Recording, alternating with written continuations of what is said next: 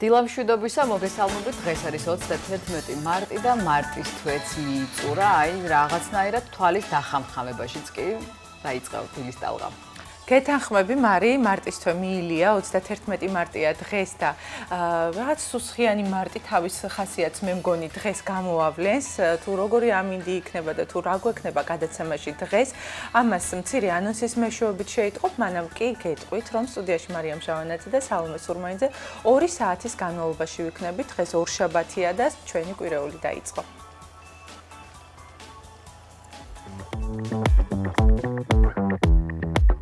თანახმა ხართ თუ არა აღდგეს საქართველოს სახელმწიფოებრივი დამოუკიდებლობა. ამ კითხვით ჩატარდა რეფერენდუმი 1991 წლის 31 მარტს საქართველოში და ქართველმა ხალხმა საქართველოს სახელმწიფოს დამოუკიდებლობას დაუჭირა მხარი. ეს და სხვა მნიშვნელოვანი ამბები რუბრიკაში ამ დღეს. დაელოდეთ გემრიელი და განსხვავებული საუზმის რეცეპტს რუბრიკაში შენი კერძი. გავრცელდა ცნობა, რომ ხეფრენის პირამიდის ქვეშ დიდი მიწისქვეშა დამალული ქალაქი, სვეტის მსგავსი სტრუქტურები და კირქვის პლატფორმა აღმოაჩინეს, რომლებიც მიწისქვეშ დაახლოებით 640 მეტრის სიღრმეში მდებარეობს. რა აღმოაჩინეს სინამდვილეში? პირამიდების ქვეშ ამას ვებსიახლეებიდან გავიგებთ. გადაცემის მეორე ნაწილში როგორი ამინდების შენარჩუნდება სრულიად საქართველოში მეტეოროლოგ კობა ფარტენაძისგან გავიგებთ. სპორტული ამბებით ჯიჯი შემოგვიერთდება. როგორ ქმნის უნიკალური დიზაინის ჩანთებს ცოლქმარი და როგორ გამოარჩევს ხელნაკეთობებს ქართული იდენტობისა და ორიგინალობის შერწყმა. მეტი გაიგეთ რუბრიკაში შენი იდეა. არ გამოგრჩეთ დილის რადიო ტალღებითა და საინტერესო სტუმრებით. ტრადიციულად ყოველ ორშაბათს დაელოდეთ ასტროლოგ ხატია ბედოშვილს და გაიგეთ, რას გვიმზადებენ ვარსკვლავები მთელი კვირის მანძილზე. გადაცემის მესამე ნაწილში. კავკასიურ ცეკვებს შორის აფხაზური ცეკვები განსაკუთრებულად გამოირჩევა. იხილეთ სიუჟეტი აჭარის ხალხური ხელოვნების სკოლაში ჩატარებული აფხაზური ცეკვების მასტერკლასზე, სადაც მონაწილეებმა ამ ცეკვებისთვის დამახასიათებელი ავთენტური მოძრაობები შეისწავლეს. და ბოლოს 31 მარტი საქართველოს ისტორიაში უმნიშვნელოვანესი დღეა. 1991 წლის 31 მარტს საქართველოს მთელს ტერიტორიაზე სახელმწიფოებრივი დამოუკიდებლობის აღდგენის რეფერენდუმი გაიმართა, რომლის შედეგების საფუძველზეც უზენაისმა საბჭომ მიიღო დამოუკიდებლობის აქტი და გაათავისუფლა საქართველოს 70 წლიანი საბჭოთა ოკუპაციიდან. ამ უმნიშვნელოვანეს თემაზე სტუდიაში სტუმართან ერთად ვისაუბრებთ. უყურეთ დილის ტალღას ყოველ სამუშაო დღეს 8 საათსა და 30 წუთზე. ნამდვილად მნიშვნელოვანი თემაა და ნამდვილად მნიშვნელოვანი თარიღია, რატომ უნდა გვახსოვდეს 31 მარტი, სწორედ გადაცემის ბოლოს შევეხებით ამ თემას. კიდევ ერთხელ მოგესალმებით, დღეს არის 31 მარტი და დილის ტალღა დაიწყო. 9:30-დან 11:30-მდე ვიქნებით თქვენთან ერთად. და ყველაზე აქტუალური ყოველთვის, როცა გადაცემას ვიწყებთ, ჩვენს გვაინტერესებს, როგორი ამინდი იქნება დღეს, ანუ 31 მარტს და მომდევნო დღეებში როგორი იქნება, ამას ჩვენი ამინდის უტყუარი პროგნოზის წამყვანი კობა ფარტენაძე გვეტყვის, ჩვენი მეტეოროლოგი, რომლის იმედიც ყოველთვის გვაქვს, რომ გვეტყვის ნამდვილად შეუცდომელ პროგნოზს, ასე რომ ვთქვათ. მანამ კი გეტყვით, რომ დღეს დილიდან ღრუბლიანია ბათუმი, ოდნავ გაწვიმდა კიდეც. დღის განმავლობაში შენარჩუნდება თუ არა, ამას ახლა გადავავლებთ თვალს და გეტყვით, რომ 31 მარტს ბათუმში მოსალოდნელია ღრუბლიანობა, მცირე წვიმა 20 გრადუსის სითბო, ესე იგი მოიმატებს, ეს წვიმა რაც დილით ახლა ფიქსირდება ამ წუთებში, ესე იგი გადაიგებს და აღარ იქნება. ქობულეთში +20, 18-ში, ქედაში +18, შუახევში +17, ხულოში 14 გრადუსამდე გათბება ჰაერი და ასევე გოდერძის უღელტეხილზეც 14 გრადუსამდე გათბება ჰაერი. დღეს 31 მარტს ოზურგეთში მოსალოდნელია 21 გრადუსის სითბო, ურეკში 20 გრადუსამდე გათბება ჰაერი, ასევე +20 იქნება ჩოხატაურში, რაც შეეხება ლანჩხუთს, მაქსიმალური ტემპერატურა 22 გრადუსს მიაღწევს. ბახმაროში კი დღეს წვიმიანი ამინდია და ტემპერატურა იქნება 10 გრადუსის სითბო.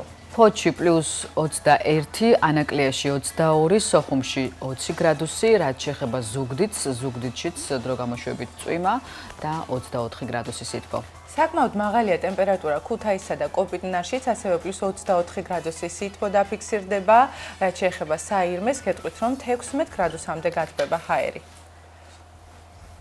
მესტიაში +12, ბორჯომში +18, ბაკურიანში 13 გრადუსი, აბასთუმანში 16 გრადუსამდე გათბება ჰაერი. დღეს ახალციხეში მოსალოდნელია 19 გრადუსის სითბო, 20 გრადუსამდე გათბება ჰაერი გორში, ცხინვალში ასევე 19 და თელავში დღეს 21 გრადუსის სითბო იქნება. ტემპერატურა საკმაოდ მაღალია, მიუხედავად წვიმისა და ჩვენს დედაქალაქში დღეს 22 გრადუსამდე გათბება ჰაერი და დედაქალაქში სდრო გამოშვებით იწვიმებს. იქნება ღრუბელი. ჩვენთანაც პრინციპში ბათუმშიც ნაცრისფერი ფერებია. ვხედავთ კადრში მეათე ნავმისადგომს, ბათუმის პორტს, ჩვენი სავიზიტო ბარათი. აქ გასეირნება თითოეულ ბათუმელს და ჩამოსულ ტურისტს ძალიან უყვარს, იმიტომ რომ ამ ყველაფერზე დაკვირვება რაღაცნაირად სხვანაირ ენერგიას აძლევს ხოლმე ადამიანს და სხვანაირად იმუხტება. მე პირადად ასე ვარ. როდესაც სპორტში ვარ, სულ სხვანაირად ვიმუხტები. და სხვათა შორის დილით ამ დროს ძალიან ბევრი მეთევზეა. მეთევზე არა, ვისი ჰობიც არის თევზაობა და სხვათა შორის ძალიან ბევრი თევზია ამ პერიოდში და სხვათა შორის ვისაც უნდა რომ უმი და ესეთი ახალი თევზი, გაუყინავი თევზი შეიძინოს, სხვათა შორის ის მეთევზეები ყიდიან კიდევაც თევზს და ვისაც აქვს სურვილი ვთქვათ რომ შეიძინოს თევზი დილიდან, შეგიძლიათ მიმართოთ ბათუმში მეათე ნავმისადგომს. თუმცა მათზე დაკვირვებაც ერთგვარი ხელოვნება რაღაცნაირი თან დილის რაღაცა ფუსფუსი აქვს, ჭორაობა, ზოგი არ არის კარგი არ უყვარს ზედმეტი საუბარი, ეთქვა თევზი გარბის მაგ დროს ან ცუდად კონცენტრაციის უნარი ერღვევათ და მე თევზი აღარ მოდის. გავდიოდი გარეჩართვებზე ყოველთვის რაღაცას ვეკითხებოდი და ძალიან ბევრი უარს ამბობდა ინტერვიუზე, იმიტომ რომ მთელი არსით იყო ჩართული ამ თევზაობაში და ელოდებოდნენ თევზს. ამ პროცესში, ხო? გითევზავია როდესმე? კი, მითევზავია და ვერ დავიჭირე ვერაფერი. თქმა დიდი ხანი უნდა დაუთმო და მოთმინება იქონიო. ამბობენ რომ მოთმინებასაც ავითარებს, ასე რომ თუ თქვენ გაქვთ თავისუფალი დრო ამურშაბათ დღეს, შეგიძლიათ გახვიდეთ ან მომდევნო დღეებში დაგეგმოთ ეს ყველაფერი. მანამ კი გადავავლოთ თვალი ეროვნული ბანკის დადგენილებას, თუ როგორია დღეისთვის, ანუ 31 დეკემბრისთვის ვალუტის კურსი.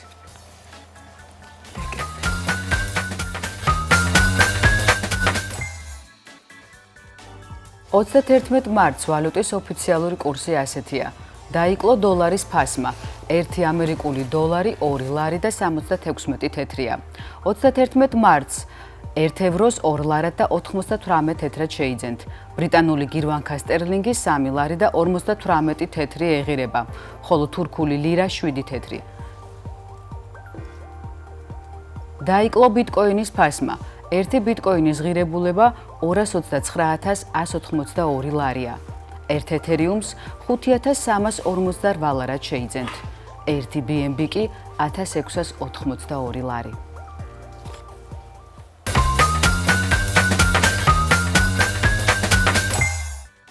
და რა ვამბობდი 31 დეკემბერია. შენ ისე გიყვარს ახალი წელი რომ მგონია ისევ დაბრუნდები იქ. თუმცა და დღესასწაულში. არა, სიცივე არ მიყვარს აფხული და მგონი მოდის და უკვე აპრილს როცა ვიტყვით, არ შეგვეშლება.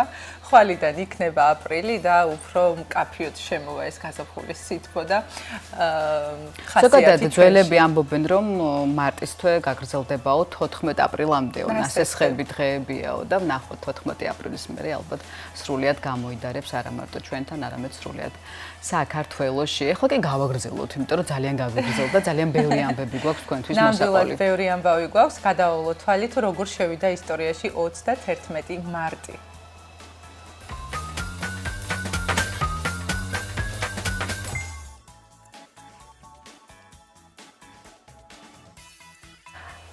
$1991 წლის 31 მარტს საქართველოს ხელისუფლებამ უზენაესი საბჭოს თავმჯდომარის ზვიად გამსახურდიას ხელმძღვანელობით ჩაატარა რეფერენდუმი.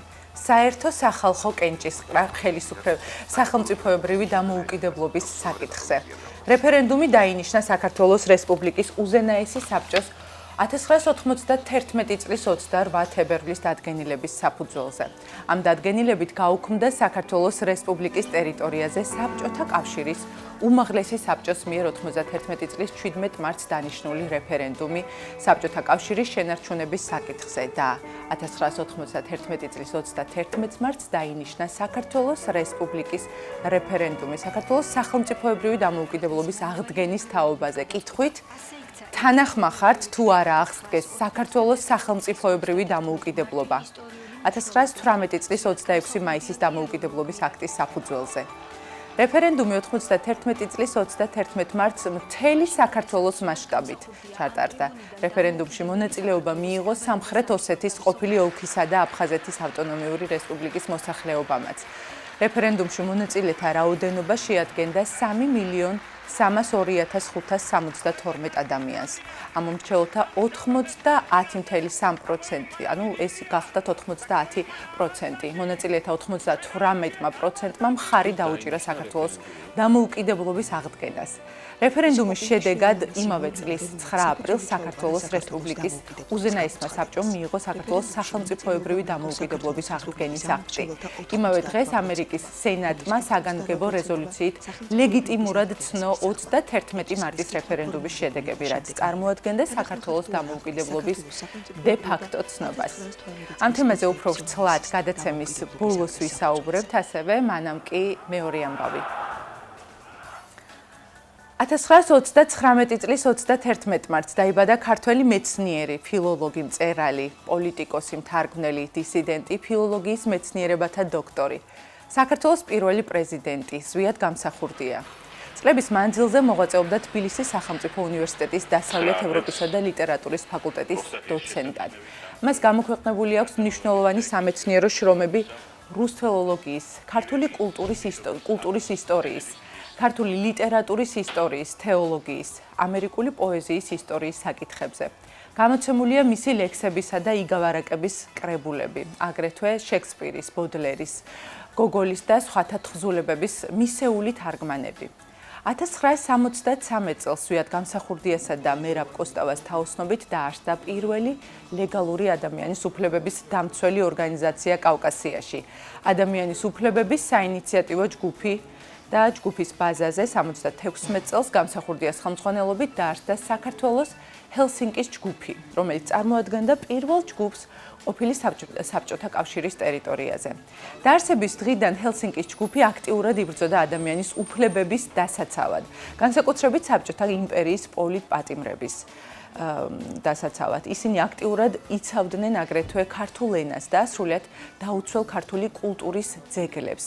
1977 წელს ზვიადი და მერაბი დააპატიმრეს. გასამართლებამდე ისინი ჯერ მოსკოვის ლეფორტოვოს ციხეში ჰყავდათ დაკავებული, ხოლო შემდეგ გადაიყვანეს საბჭოეთის ყველაზე რეპრესიულ დაწესებულებაში, მოსკოვის სერბსკი ინსტიტუტის სასამართლო ფსიქიატრიის სპეციალურ განყოფილებაში. 1978 წლის მაისში ის გაასამართლეს. 79 წლის ივნისში გამსახურდია გადაასახლეს დაღესტანში, ყიზლარის რაიონის სოფელ კოჩუბეიში. 1989 წლის ბოლოს ზვიად გამსახურდიამ დიდი წვლილი შეიტანა საბჭოთა კავშირში პირველი მრავალპარტიული არჩევნების კანონის შემუშავებაში, მიღებასა და განხორციელებაში. 1990 წლის ნოემბერში უზენაესი საბჭოს პირველ სესიაზე გამსახურდია აირჩიეს საქართველოს უზენაესი საბჭოს თავმჯდომარედ. უზენაესმა საბჭომ აღადგინა საქართველოს დამოუკიდებლობა და გამოაცხადა საქართველოს დამოუკიდებელ ქვეყნად.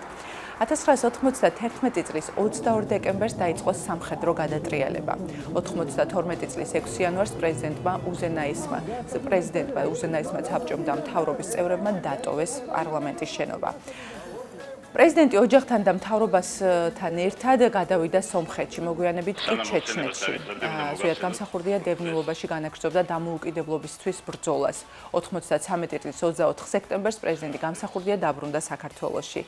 93 წლის 31 დეკემბერს ზვიად გამსახურდია ტრაგიკულ ვითარებაში აღესრულა სოფელ ძველ ხიბულაში.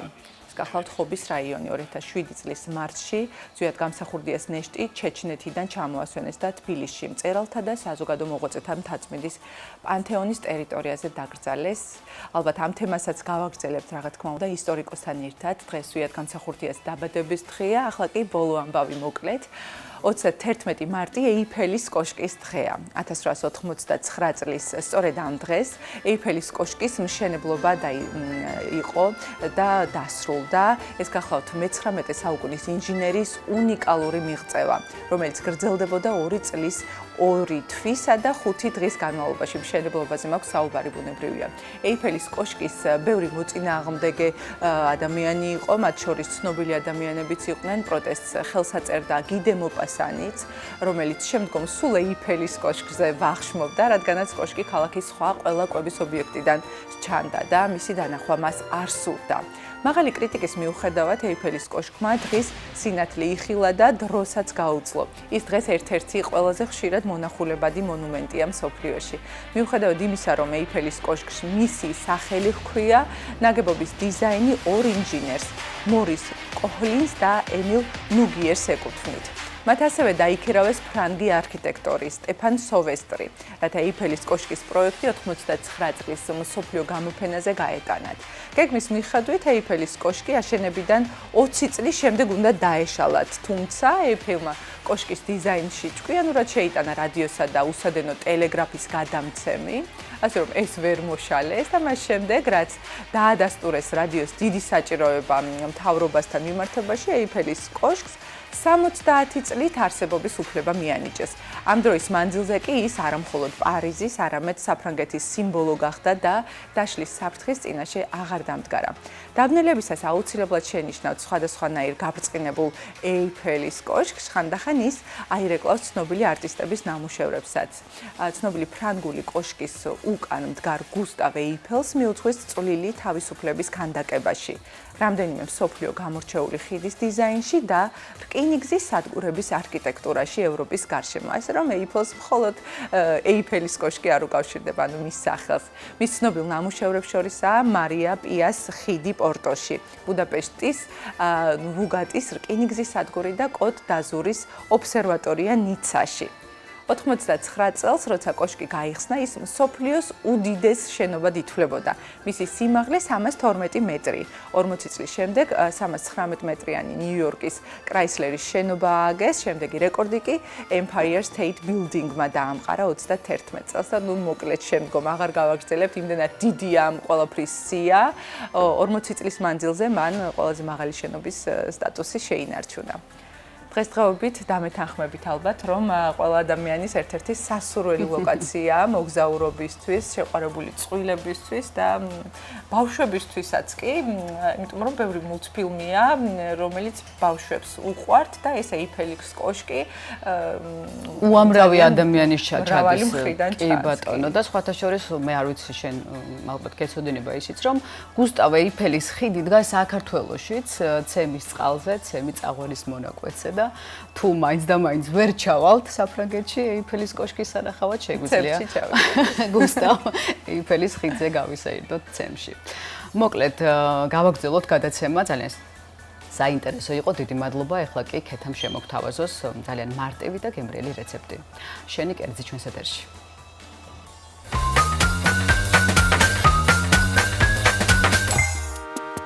გამარჯობა, როგორ ხართ? მე ვარ ქეთა თხილაიშვილი და დღეს კარგი გამაგრილებელი, აი ზაფხულისთვის შესაფერისი სასმელი უნდა მოგიმზადოთ, რომელიც ძალიან მარტივად მზადდება, რისთვისაც დაგჭირდება ლაიმი, კივი, თაფლი, შაქარი და ბლენდერი.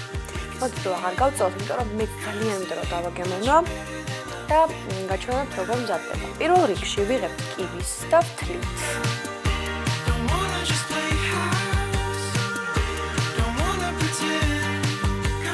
გამომჩარო კიდე დაგჭირდება ყინულები, რომ უფრო ცივი გავხადოთ ლიმონადი. ალბათ ხვდებით, რამდენად სასარგებლოა თავისთავად ეს სასმელიც, იმიტომ რომ ლაიმიც ძალიან ბევრ ვიტამინს შეიცავს, როგორც კივი და თაფლიც.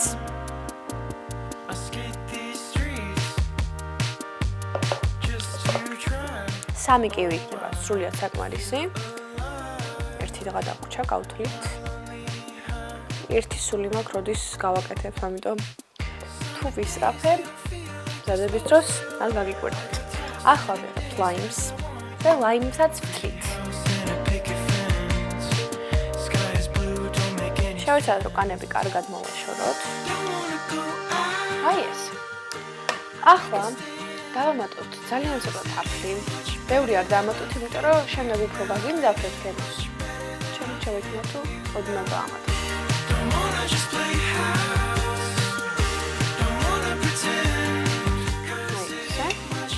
ახლა ჩავყავთ შაქარი.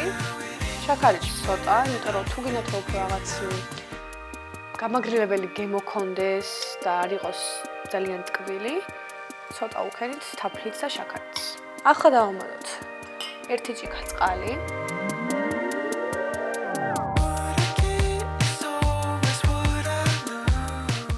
და დავაბლენდეროთ.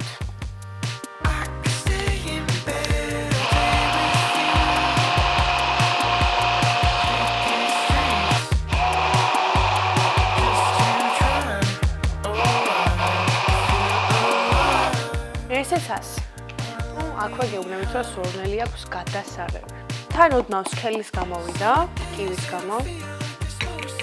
აი ეს. ახლა სანამ ამას მოვაცავსებთ ჭიქაში, მანამდე ავიღოთ ლიმონი და დავჭრათ მრგვალებად.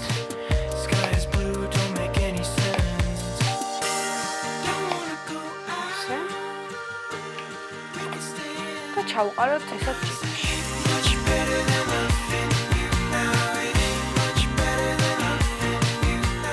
ახლა ჩავყავთ ყინული.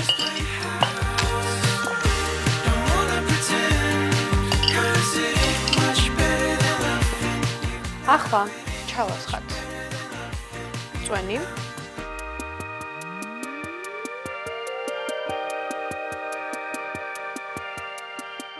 და მოვახეხოთ ზევიდან გასაფორმებლად ოდნავ ცედრა.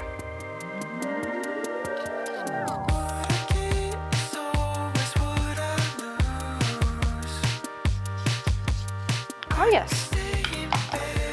სანამ დავაგემოვნებთ, კარგად მოვურიოთ. კარგად ესე ავურიოთ დაგემოვნებამდე.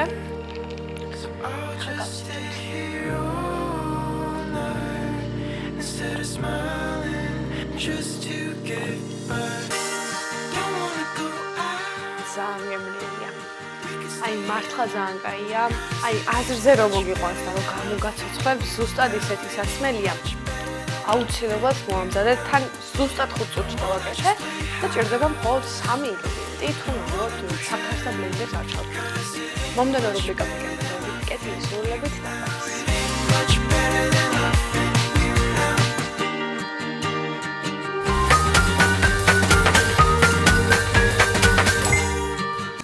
ასეთი აზრზე მოსაყვანი სითხეები გვინდა დილიდან ტელევიზიაში, არა მარტო წამყვანებს, არამედ ჩვენს ოპერატორებს და რეჟისორებს, რომლებიც საეთეროში მუშაობენ, ასე რომ ქეთა მადლობა ვიტამინების კოქტეილისთვის. მე ძალიან მინდა რომ გავიმეორო ეს სახლში და აუცილებლად გავაკეთებ. ჯანსაღი და გემრიელი იქნება, რა თქმა უნდა. ახლა კი მოუთმენლად ველოდები ვებ-სიახლეებს, რამდენიმე წუთი გაქვს მარია და აბა შენ. ნამდვილად, იმიტომ რომ პირამიდებზე მთელი ამბებია ატეხილი და ბუნებრივი ამას მარია გვერდს ვერ ჩაუვლიდა, ასე რომ ეთერში ვებ-სიახლეებს. ჩავიდეთ პირამიდებში. მართლა ჩავალ.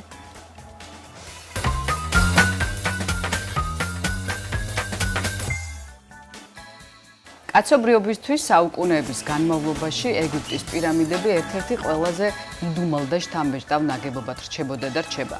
არაერთხელ გაგვიგია გამოთქმა, დედამიწაზე ყველაფერს ეშინია დროის, ხოლო დროს ეშინია პირამიდების. მგონი ღირს სხვანაირად ჩაუღრმავდეთ ამ გამონათქვამს, რადგან ამ კონკრეტულ პერიოდში, რომელშიც ჩვენ ვცხოვრობთ, ამ დროის მონაკვეთში პირამიდებთან დაკავშირებულმა აღმოჩენამ ნამდვილად შეუქმნა გარკვეული საფრთხე. რატომ? იმიტომ რომ ისტორია, რომელიც ჩვენ პირამიდებთან დაკავშირებით აქამდე ვიცოდით, სერიოზული ეჭვის ქვეშ დადგა. სენსაციური აღმოჩენის მიხედვით პირამიდების ქვეშ არსებობს მთელი მიწისქვეშა სისტემა, რომელიც 2 კილომეტრზე ვრცელდება. სტრუქტურების მასშტაბები კი ნამდვილად გამოუგნებელია. მათი დაფიქსირება და დანახვა სატელიტური რადარის ტექნოლოგიის გამოყენებით მოხდა. როდესაც გამოსახულებებს ვზრდით, ჩანს, რომ მის ქვეშ არის ის, რაც შეიძლება ნამდვილ მიწისქვეშა ქალაქად აღიწეროს, ამბობს კორადო მალანგა. რადარმა პირამიდების ქვეშ 5 სტრუქტურა გამოავლინა. ამ სტრუქტურების განიშნულება უცნობია, მაგრამ მათ ერთმანეთთან გეომეტრიული გასასვლელები აკავშირებთ. გაცილებით შთამბეჭდავია 8 ვერტიკალური სვეტი, რომელსაც თქვენ კადრში ხედავთ, რომელთა სიგრძე თითქმის 5-ჯერ აღემატება ხეფრენის პირამიდის სიმაღლეს. თითეული სვეტის გარშემო კიბის მაგვარი სპირალები მიუყვება. ამას ამტკიცებენ გლასკოს უნივერსიტეტისა და პიზის უნივერსიტეტის მკვლევარები ფილიპო ბიონდი და კორადო მელანგა. მათი თქმით, სვეტები 658 მეტრ სიღრმეში ჩადის და 12 მეტრამდე დიამეტრისაა. ხოლო მთლიანი მიწისქვეშა სისტემა 2 კილომეტრზე ვრცელდება და ის პირამიდების საუკუნეებით ადრე უნდა აეგოთ. თქვენ ახლა რასაც კაცში ხედავთ, ეს გახლავთ ხელოვნური ინტელექტის მიერ დამზადებული მასალა, არ გეგონოთ სინამდვილე ჯერჯერობით იქ არავინ არ ჩასულა. მკვლევარები წერენ, რომ ამ ადგილს შესაძლოა რელიგიური დანიშნულებაც ჰქონდა თავის დროზე. ბიონდისა და მისი კოლეგის კვლევა პირველად 2022 წელს გამოქვეყნდა, თუმცა მას აკადემიური შემოწმება არ გაუვლია, რაც გასათვალისწინებელი ფაქტორია. პრინციპში სულ იყო ეჭვები იმის შესახებ, რომ სფინქსის ქვეშ იყო დიდი ბიბლიოთეკა, სიცარიელე და იქაურობა ინახავდა საკრალულ ცოდნას და ლიტერატურას. საინტერესოა, ვინ არიან თავად ავტორები, რომლებმაც ეს სენსაციური აღმოჩენა გააკეთეს. კორადო მელანგა უკვე 10 წლეულებზე მეტია, რაც უცხო პლანეტელებსა და ამოუცნობ მფრინავ ობიექტებს იკვლევს. დიახ, ის უფოლოგი და კონსპირაციული თეორიების ცნობილი მიმდევარია. ხშირად ჩნდება YouTube გადაცემებში, რომლებშიც სწორედ არამიწიერ ცივილიზაციებზე საუბრობს. მისი კოლეგა ფილიპო ბიონდი სარადარო ტექნოლოგიის სპეციალისტია, რომელიც იმავე მოსაზრებებს იზიარებს.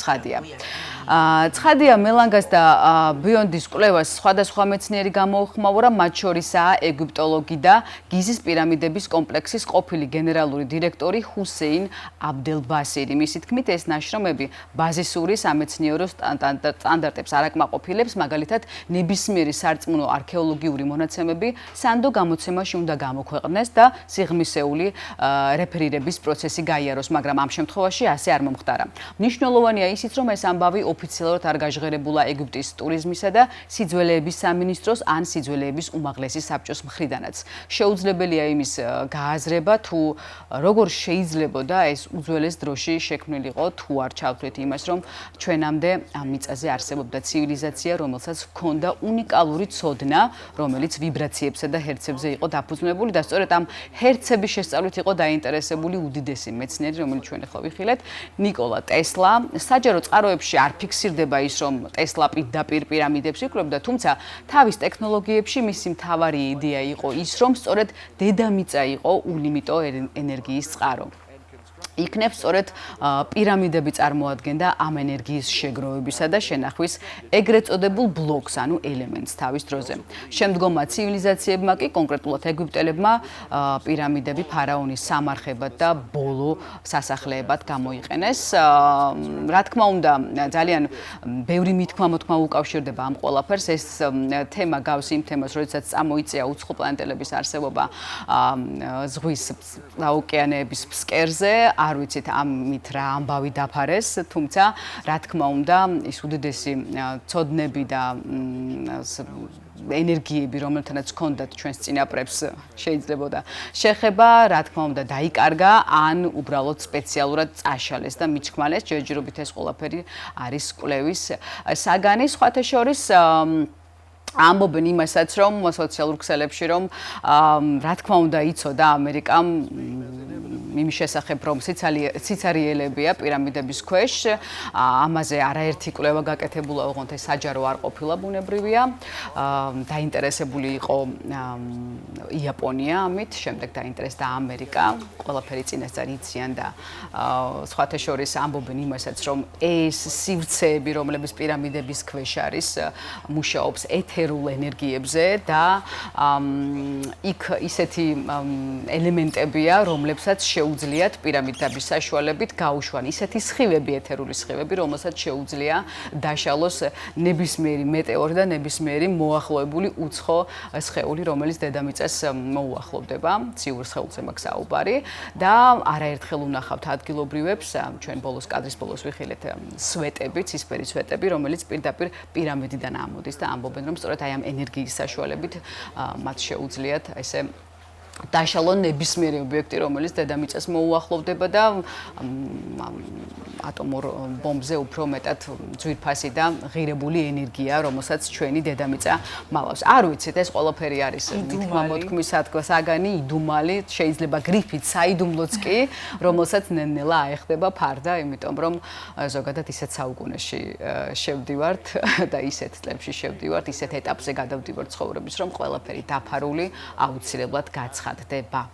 და პირამიდებსაც შეეხო ეს ყველაფერი ძალიან საინტერესოა მარია და ნამდვილად იდუმალ ამბებს ვიწყებთ ამ ყველაფრის გაშიფრვას და ყველაფრის ფართო საზოგადოებისთვის გაცნობას. და შეეხება ჩვენს გადაცემას 9 საათი შესრულდა საქართველოში და საინფორმაციო გამოშვების დრო დადგა. დღეს ქეთი ჭყონია გაგვაცნობს ახალ ამბებს. ქეთი მოგესალმებით. დილა მშვიდობისა მარია, სალომე, ბედნიერ და შვიდ და საინტერესო კვირას გისურვებ. მე კი მაყურებელს ახალ ამბებს მოვუყვები.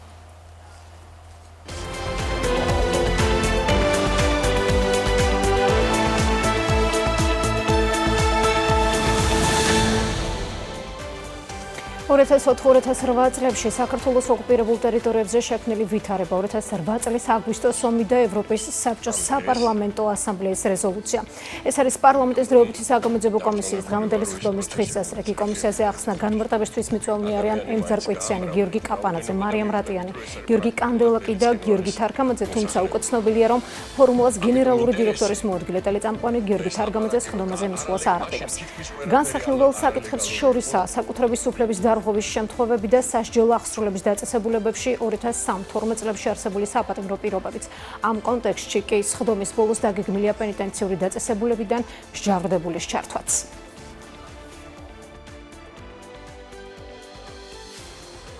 მას შემდეგ, რაც პარლამენტის დროებითი საგამოძიებო კომისია მუშაობას დაასრულებს, მმართველი გუნდი გეგმავს საკონსტიტუციო სასამართლოში სარჩელის შეტანას იმისთვის, რომ ნაციონალური მოძრაობა არაკონსტიტუციურად გამოცხადდეს. ამ ინიციატივას აფასებენ ადრესატები. ლევან ხაბიშვილი კოლეგა ოპოზიციონერებს ხმის ამოღებისკენ მოუწოდებს და მიაჩნია, რომ ქართული ოცნების გადაწყვეტილება არ მხოლოდ მათი პარტიის გასამართლებაა.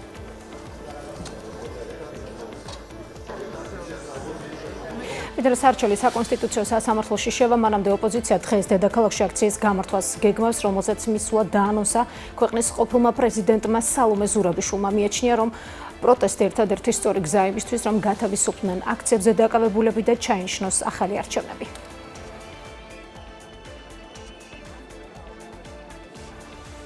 საპროტესტო აქციაზე დაკავებული ბათუმელებისა და ნეტგაზეთის დამფუძნებლის მზია მაღლობელი საქმის არსებითი განხილვა ბათუმის საქალაქო სასამართლოში დღეს განახდება. სხდომა 13 საათზეა ჩანიშნული. ადვოკატებმა შესავალი სიტყვით უნდა ისარგებლონ, ბრალდების მხარემ კი მოწმეები უნდა წარადგინოს. მზია მაღლობელს პოლიციელზე თავდასხმას ედავებიან, ბრალის დადასტურების შემთხვევაში მას 4-დან 7 წლამდე ვადით პატიმრობა ელოდება.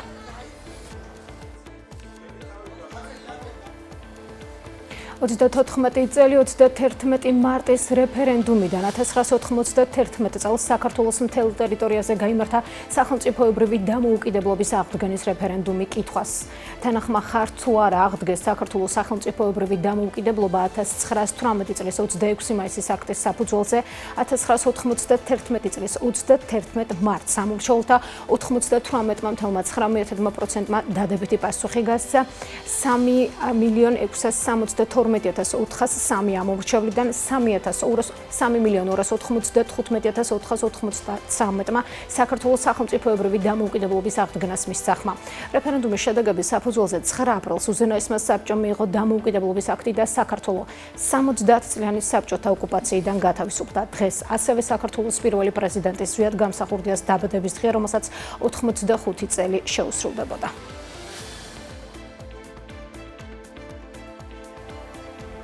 და გავიგოთ რა იყო მნიშვნელოვანი ქვეყნის ფარგლებს გარეთ შეერთებული შტატების პრეზიდენტისა და გაერთიანებული სამეფოს პრემიერ-მინისტრის სატელეფონო საუბარი.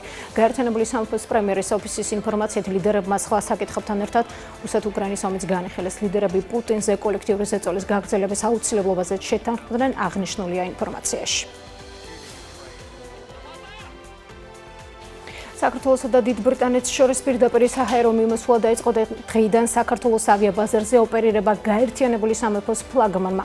British Airways-მა დაიწყო British Airways-ის A320 ნეოტიპის ხომალდი თბილისის საერთაშორისო აეროპორტში 156 მგზავრით დილით უკვე დაეშვა. ავიაკომპანია ლონდონი-თბილისი ლონდონის მიმართულებით პირდაპირ რეისებს კვირაში 4 სიხშირით შეასრულებს. ავიაკომპანიის მთავარი ბაზა ლონდონის ჰითროუს აეროპორტში მდებარეობს, რომელიც ევროპის ერთ-ერთი ყველაზე დატვირთული აეროპორტია.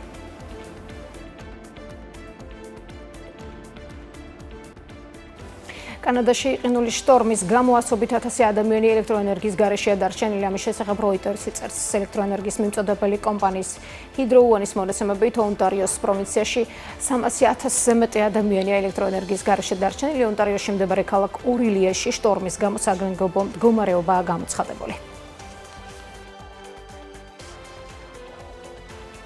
დღეს ამ და სხვა მთავარი თემებით პირდაპირ ეთერში ზუსტად 10 საათზე უბრუნდებით ახალი ამბებით. მადლობა რომ გიყურეთ. კეთი დროებით გემშვიდობებით კოლეგებო. ნახვამდით. მოკლედ ვაგრძელებთ გადაცემას, ვინც ახლა შემოგვიერთდით, გეტყვით რომ თქვენ უყურებთ დილის ტალღას, დავიწყეთ 9:30-ზე და თქვენთან ერთად ვიქნებით 11:30-მდე. ახლა კი ყველაზე საინტერესო მონაკვეთი ჩვენს გადაცემაში, ეს არის ამინდის პროგნოზი და ის მომენტი, როდესაც კობა ფარტენაძე გვერდება. კობა, დილამშვიდობის, მოგესალმებით. რა თქმა უნდა, ყველას გვაინტერესებს, ბუნებრივია, ყოველთვის გავიღვიძებთ თუ დავიძინებთ თუ რა ვიცი, მივირთმევთ თუ სეირნობთ ამინდის პროგნოზი. ეს არის ის ინფორმაცია, რომელსაც ყოველთვის ვამოწმებთ. დილამშვიდობისა. კი ბატონო. ნამდვილად ასეა, მოგესალმებით კიდევ ერთხელ. ამინდი არის ჩვენი ცხოვრების დღის დაგეგმვის თუ ასე თუ ისე მოკლედ ყველაფერში გასათვალისწინებელი ფაქტორი, რის გარეშეც რა თქმა უნდა ძალიან გაგვიჭირდებოდა და პროგნოზი სწორედ იმისთვისაა, რომ გაგვიადვილოს ცხოვრება, გაგვიმშვენიეროს დღეები და ასე შემდეგ. დღეს საქართველოში ვისაც წვიმა გიყვართ, ხან მოკლედ წვიმა ამოსალოდნელი ყველგან, რამოდენიმე დღის განმავლობაში რა მშვენიერი მზიანი და დიდებული ამინდი გქონდა, კვლავ მიაღწია 31 გრადუსს ბათუმში გასულ დღეებში ჰაერის მაქსიმალურმა ტემპერატურამ, დღეს კი ისევ 20 გრადუსი იქნება და მოსალოდნელია ხან მოკლედ წვიმა, ხვალისთვის გვერდებით რომ ისევ მზიანი ამინდი იქნება და მოკლედ მე მგონი მარტი ახლა დაიწყო. ამინდის მხრივ ნამდვილად შედარებით არასტაბილური სიტუაცია გვაქვს. ერთდღიანი მზიანი კაშკაშა ამინდი, მეორე დღეს ისევ წვიმა და ასე შემდეგ. მოკლედ დღეს საქართველოში ხან მოკლედ წვიმა იქნება და შეგიძლიათ მიუხედავად იმისა, რომ ორშაბათია, რაღაცნაირად მაინც ისი ამოვნოთ და იფიქროთ ის, რომ ცხოვრება მშვენიერია. რაც შეეხება უკვე პროგნოზს უშუალოდ ტემპერატურის მხრივ 20 გრადუსი იქნება დღეს ბათუმში მაქსიმალური ტემპერატურა, ნეიტრალური ტემპერატურული პირობები გვაქვს. ეს ის შემთხვევაა, როდესაც სტატისტიკურად გამოკითხვების მიხედვითაც და ზოგადად 20-18 გრადუსი არის ტემპერატურა, როდესაც ადამიანი ყველაზე კომფორტულად უნდა გრძნობდეს თავს. პესიმისტების თვის რა თქმა უნდა ეს ტემპერატურაც არ იქნება ისეთი, რომ შეიძლება გაიღიმონ, მაგრამ მაინც ყოველ შემთხვევაში სტატისტიკურად ასეა ყველაზე კარგი ტემპერატურული ფონი გვაქვს. 20 გრადუსი ასევე ქობულეთში მოსალოდნელი, ქედაში 18 გრადუსი იქნება, 17 გრადუსი შუახევში და ხულოში 14 გრადუსია მოსალოდნელი და ხან მოკლედ წვიმა იქნება ქედაშიც, შუახევსა და ხულოში ასევე. რაც შეეხება გოდერძის უღელტეხილს, დღეს უმეტესად უნალექო ამინდია, მოსალოდნელი ტემპერატურა კი 14 გრადუსამდე მოიმატებს. ოზურგეთში 21 გრადუსი იქნება, ურეკში 20 გრადუსია მოსალოდნელი, ლანჩხუთში 22 გრადუსი იქნება და ჩოხატაურში +20 გრადუსი დაფიქსირდება ასევე. ბახმაროში წვიმიანი დღეა მოსალოდნელი მთელი დღის განმავლობაში და +20 გრადუსია მოსალოდნელი. ფოთსა და ანაკლიაში 20-22 გრადუსია მოსალოდნელი, სოხუმსა და ზუგდიდში ხან მოკლედ წვიმა, სოხუმში 20 გრადუსი, ზუგდიდში 24 გრადუსი, კოპიტნარში 24 გრადუსი იქნება და ასეთივე ტემპერატურა ქუთაისში.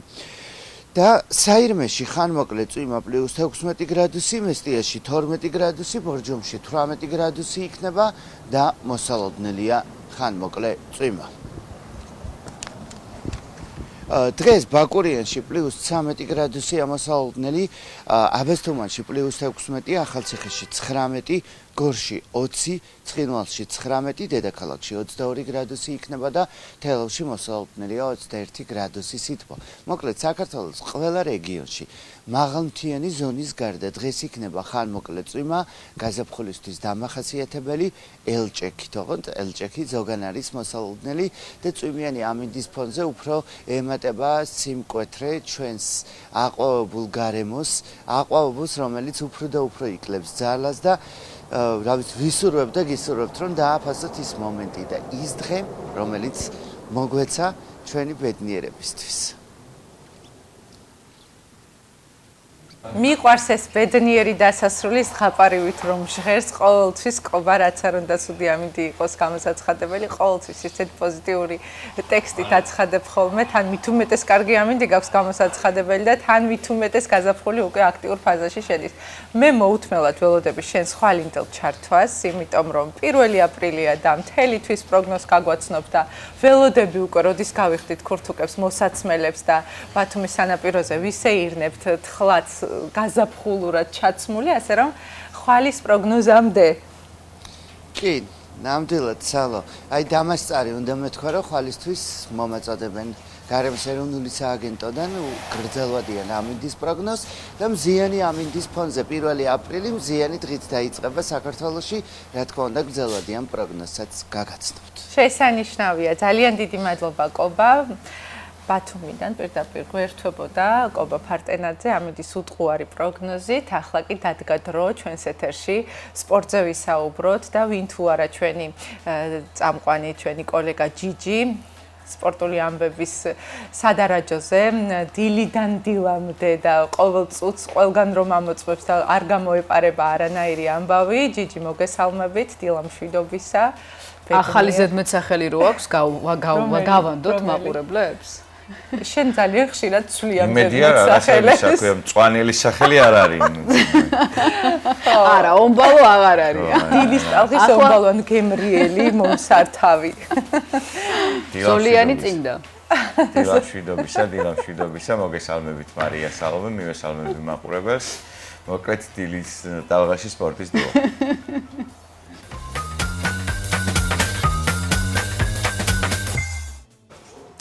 დილამშვიდობის მოგესალმებით ვიწყებთ სპორტზე საუბარს და დავიწყოთ რა თქმა უნდა საქართველოს ჩემპიონატით, საფეხბურთო ჩემპიონატით, კრისტალბეთ ეროვნული ლიგა უკვე გახურდა შეგვიძლია ვთქვათ და მეხუთე ტურის მატჩები გაიმართა.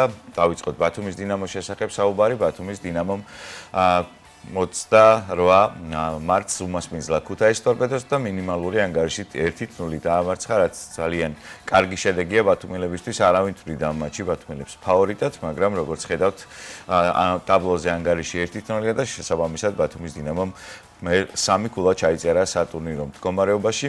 საკმაოდ საინტერესო შეხვედრა გამოვიდა. გულშემატკივარით საკმაოდ იყო დაახლოებით 5-დან 6000 გულშემატკივრამდე ესწრებოდა ამ შეხვედრას და მატჩი ნამდვილად სანახაობრივი და კარგი დაძაბული გამოვიდა, ისე როგორც ხდება ხოლმე ბათუმის დინამოსა და ქუთაისის ტორპედოს დაპირისპირებაში. ქუთაისის ტორპედოს გულშემატკივრები საკმაოდ იყვნენ ქუთაისთან ჩამოსული და მოკლედ კარგი საფეხბურთო ზეიმი გამოვიდა ბათუმის ცენტრალურ სტადიონზე, აჭარაბეთ არენაზე. რაც უფრო მეტი იქნება მსგავსი შეხვედრები, მით უფრო განვითარდება ნამდვილად ქართული ფეხბურთი. შეგვიძლია ვნახოთ ერთადერთი გატანილი გოლი, რომელიც შეცვლაზე შემოსულა რევას ინჯგიამ გაიტანა მატჩის 59 წუთზე. აი ესე ფლანგიდან საკუთარი ინიციატივით შემოვიდა ესე და დაასრულა და აგვირგვინა და ეს გახდათ ერთადერთი გოლი, რომელიც ამ შეხვედრაში გავიდა. მიუხედავად იმისა, რომ ქუთაისის ტორპედოს საკმაოდ დიდი უპირატესობა ჰქონდა მეორე ტაიმშიც, პირველ ტაიმშიც ძალიან ბევრი მომენტი შექმნა, ბათუმელებმა დაცვაში ძალიან კარგად ითამაშეს და სასურველი შედეგი პლუს 3 ქულა ჩაიწერეს სატურნირო ცხრილში. შეგვიძლია მოვისმინოთ ბათუმის დინამოს მთავარი მწვრთნელის გიორგი ჭიაბრიშვილის კომენტარი. მე ჩემი გუნდს რასაც შევხედე, ჩვენ მზად არა ვართ ჯერ იმ დონეზე სათამაშოთ, აი მაგალითად დღეს დავეთანხმები მოწინააღმდეგე გუნდის მწვრთნელს, იმიტომ რომ ჩვენ თავს გადავახდით დღეს რა. დღეს არ იყო ეს ისეთი თამაში, რომ გინდა თუ არა ჩვენ ან ფიზიკურად რაღაცა ჩვენ ძალიან დიდი ტრავმებით, პრობლემებით ნახევრად მომზადებელი, მაგრამ აი სულ ამას მინდა რომ ხაზი გავსვა, რომ ბათუმში შენი მომზადება არის თუ არა, აი ეს ხმები, აი ეს გულშემატკივარი გაიძულებს, რომ შენი მაქსიმუმი გააკეთო და ჩვენ ეს მაქსიმუმი გავაკეთეთ. ბევრ რაღაცაში გაგვიმართლა, მე ვფიქრობ, რომ ალოგიკური არ არის, რომ გავიმარჯვეთ, ჩვენი მომენტები ქონდა, რაღაცა გამოვიყენეთ, რაღაცა ვერ გამოვიყენეთ.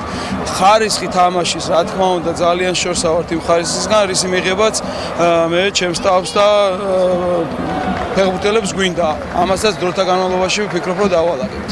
ძალიან მნიშვნელოვანია, როდესაც შეცვლაზე შემოსული ფეხბურთელის გოლით იგებს გუნდი და ამ შემთხვევაში ხშირად საუბრო რომ მწვრთნელმა მოიგო თამაში და აი ამ შემთხვევაში იცი ეგ რა არის? ეგ მაგას წვნელი რო ვერ გამოიცნო, შეიძლება გაგუკეთებინა იგივე შეცვლა და სულად შემოსულიყო და მე პირიქით არის ეს რა. ეს არის ფეხბურთი. კარგი არის რომ შეცვლება ესე გაამართლოს. ყოველთვის შეცვლა, როდესაც გაძლიერებს, არის მეტი რომ შეიძლება მოიგო, არის პირიქითაც. დღეს მადლობა ჩვენ ფეხბურთელებს რომ ეს გაამართლეს, თორე ჩემი დამსახურება მათი დამსახურება ისინი იტანენ გოლებს. ცვლილება ნამდვილად გაამართლა და შესაბამისად მეორე ტაიმში გამოსული რევაზ ინჭკია გახდა ამ მატჩის გმირი, ასე რომ ჭიაბირიშვილმა ეს ცვლილება გამოიცნო. თავდაბალი კომენტარი იყო ნამდვილად კარგი მსმელია და შესაბამისად მის მიერ გაკეთებული შეცვლა ესეთი შედეგენი აღმოჩნდა. გარდა იმისა, რომ ბათუმში გაიმართა შეხვედრა, ქალაქში, სადაც ქართული ფეხბურთის აკვანი დაირწა. მოკლედ გუშინ იყო 35 წელი გავიდა გუშინ მას შემდეგ, რაც დამოუკიდებელი ქართული ფეხბურთი დაარსდა 1990 წელს. თბილისში გაიმართა შეხვედრა, სადაც თბილისის დინამო ფოთის კოლხეთს დაუპირისპირდა და ფოთელებმა მოახერხეს პირველ მატჩში საქართველოს ჩემპიონატში გამარჯვების მოპოვება და რა თქმა უნდა გუშინ წინ უბრალოდ 28 მარტს ასევე გაიმართა ფოთში ძალიან კარგი ამბავი, რა თქმა უნდა თამაში და პლუს ამას ახალი საფეხბურთო მოედნის გახსნა, უბრალოდ მოედნის არა უბრალოდ მინდვრის, რომელიც განახლდა და შესაბამისად ფოთის კოლხეთი 7 წლიანი პაუზის შემდეგ დაბრუნდა საკუთარ კედლებში და უკვე საკუთარ მოედანზე მიიღებს იმ გუნდებს, რომელიც საქართველოს კრისტალბეთერულ ლიგაში მონაწილეობენ. რა თქმა უნდა, ჩვენ ჩავედით ფოთში და ვნახეთ თუ რა გაკეთდა, რა ინფრასტრუქტურული სამუშაოები ჩატარდა და როგორი თამაში გამოვიდა. მოკლედ ვნახოთ პატარა რეპორტაჟი ფოთის ცენტრალური სტადიონიდან.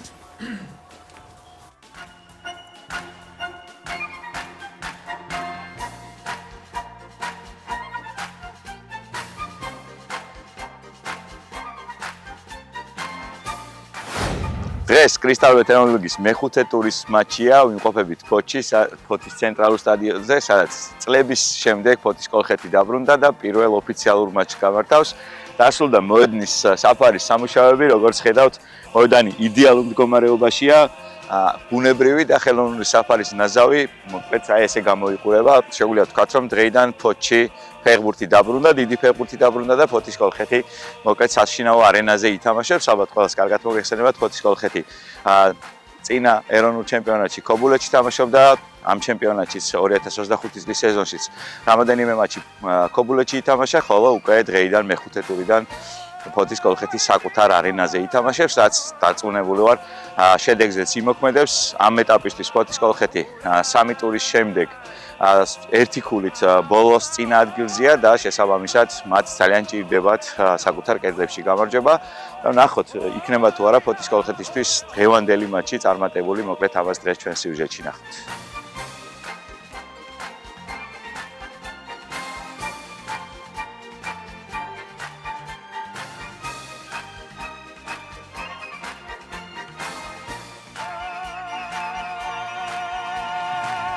შვეიცრიანი პაუზის შემდეგ უმაღლესი ლიგა დაბრუნდა ეროვნული ჩემპიონატის ფოთში, რასაც მივესალმებით, იმიტომ რომ ფოთს 2013 წლის მერე უწევდა ნეიტრალურ მოედანზე, სხვა ქალაქში თამაში და გუნდისთვის დიდი სტიმულია ეს, იცი ხედავთ რომ იდეალური გაზონი დაიგო და იმედია ამ კარგ წამოწყება ამ კარგ საქმესთან ერთად გუნდის თავის სახეს ამოაჩენს და ეროვნულ ჩემპიონატში თავის სიტყვას იტყვის. მოხარული ვართ, რომ ფოთელი გულშემატკივრები საკუთარ სტადიონზე იხილავს მისი გუნდის თამაში. უკეთეს სტარტს ველოდეთ, მაგრამ ფეხბურთია და წინასწარ პროგნოზი ცოტა რთულია. ამიტომ ჩვენი ბიჭების წვრილთა შტაბის იმედი გვაქვს, რომ მდგომარეობა რადიკალურად შეიცვლება მას შემდეგ, რაც ფოთში დავიწყებთ დღეს თამაშს და სატურნირო რიცხვში რაც შეიძლება მაღალ საფეხურებზე აიწევს ფოთის კოლხეთი. ნახოთ ახლა დღევანდელი თამაში და მერე ვიტყვი.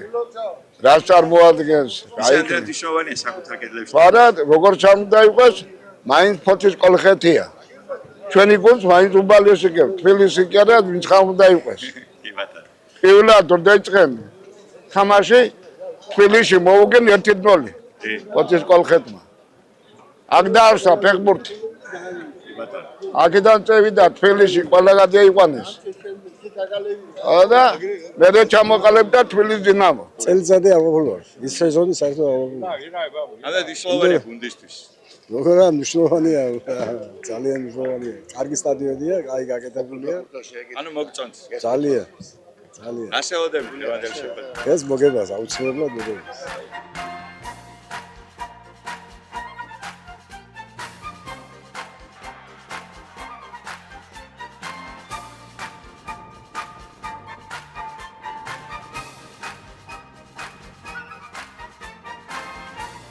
დასრულდა მატჩის პირველი ნახევარი ანგარიშით 0-0 ძირითადად ფოთის კოლხეთი აკონტროლებს ურთს, მაგრამ ჯერჯერობით გარდასახული გოლი ვერ უნახეთ, ასე რომ ველოდებით მეორე ტაიმს. დაველოდოთ ერთად.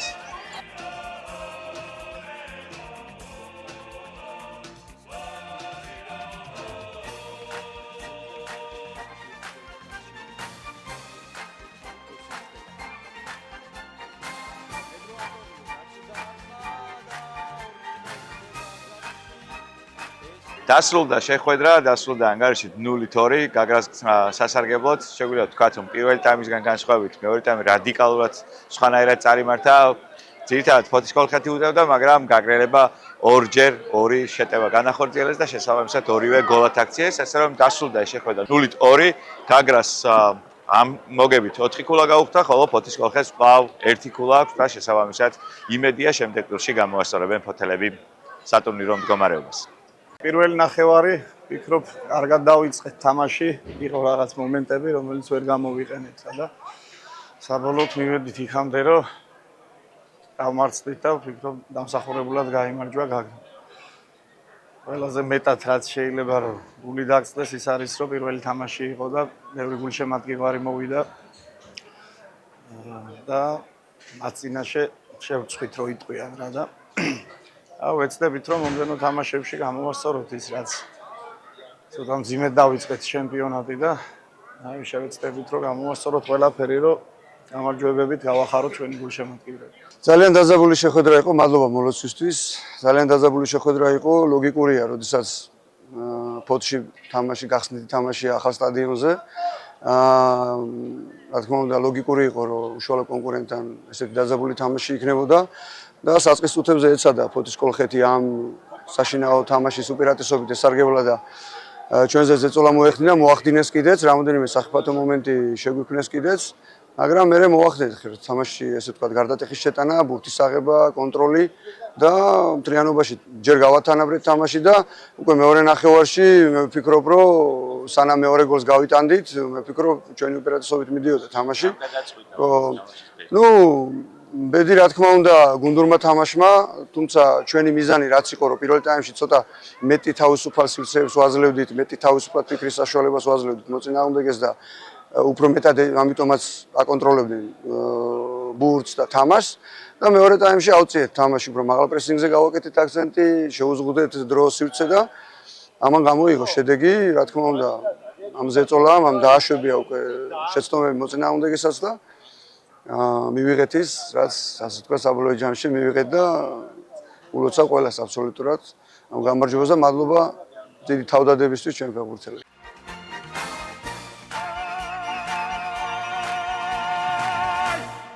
მოკლედ ულოცავ გაგრას ამ მნიშვნელოვან გამარჯვებას, ხოლო ფოთის კოლხეთს წარმატებებს უსურვებ, ნამდვილად კარგი საფეხბურთო გარემო იყო ფოთში შექმნილი, ამ სტადიონმაც ნამდვილად იმოქმედა იმაზე, რომ გარემო შექმნილი იყო ისეთი, როგორიც უხდება ფეხბურთს, ასე რომ მე დარწმუნებული ვარ, ფოთში კიდევ მოვა ბევრი გამარჯვებები, ასე რომ გული არ დაიწყვიტოს ფოთის კოლხეთის გულშემატკივარმა. გავაგრძელოთ ისო ფეხბურთზე საუბარი და ვნახოთ სხვა ტურის სხვა შეხვედრების შედეგები, როგორ დასრულდა. მოკლედ დინამო ბათუმი ტორპედო გითხარით, რომ 1-0 მოიგო დინამო ბათუმმა, გორის დილამ 6-1 გაანადგურა თელავი.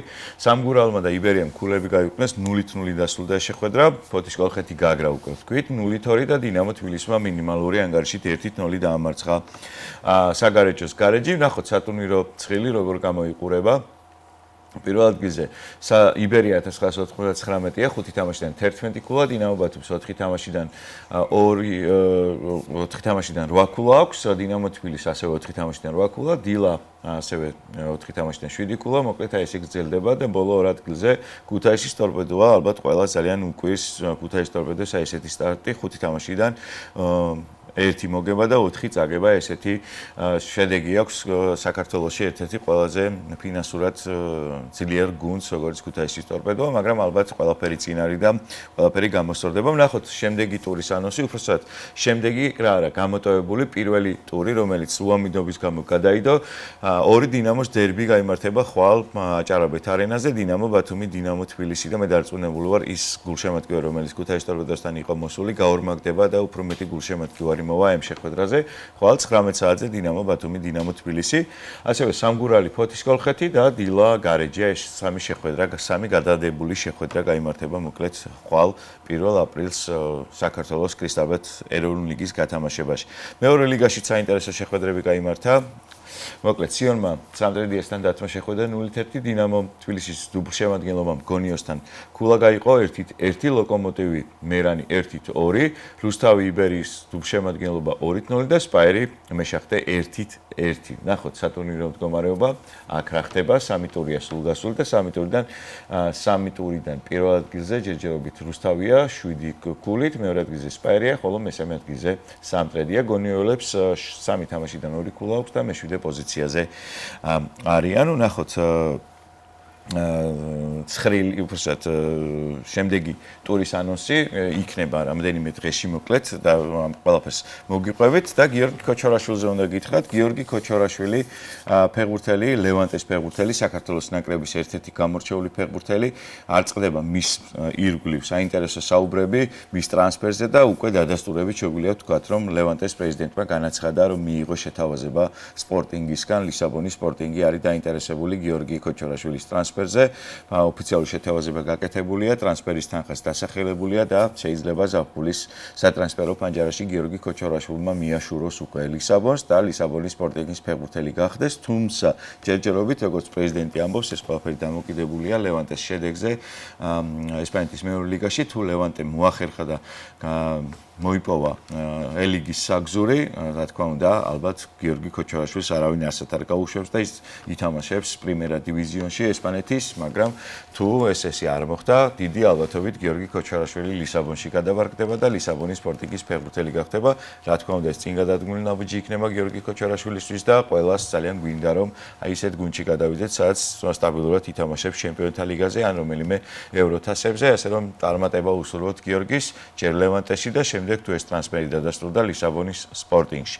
და შემდეგი ინფორმაცია ფიგურულ სრიალის მოყვარულებს დაინტერესებს ანასტასია მიტელკინა და ლუკა ბელულავა მსოფლიო ჩემპიონატზე მეოთხე ადგილის მფლობელები გახდნენ, რაც იმას ნიშნავს, რომ ისინი ავტომატურად დაეუფლნენ ზამთრის ოლიმპიადის ლიცენზიას, ანუ 2026 წელს გასამართ ზამთრის ოლიმპიადაზე ლუკა ბელულავა და ანასტასია მიტელკინა საქართველოს წარადგენენ აი ძალიან ლამაზი სპორტის სახეობით ზამთრის ოლიმპიადაზე მეოთხე ადგილი, რა თქმა უნდა, ცუდი არ არის, მაგრამ კარგი იქნებოდა თუ მათ აი რაღაც ელემენტარული შეცდომები არ დაეშვათ, აი ამ გამოსვლაში სამი შეცდომა დაუშვეს და დანარჩენი ყველაფერი იდეალურად იყო, მაგრამ მე დარწმუნებული ვარ, ეს ძალიან პროგრესირებადი წვლილი, რომელიც ძალიან კარგად სრიალებს ყინულზე, ძალიან ბევრ წარმატებას მოუტანს ჩვენს ქვეყანას.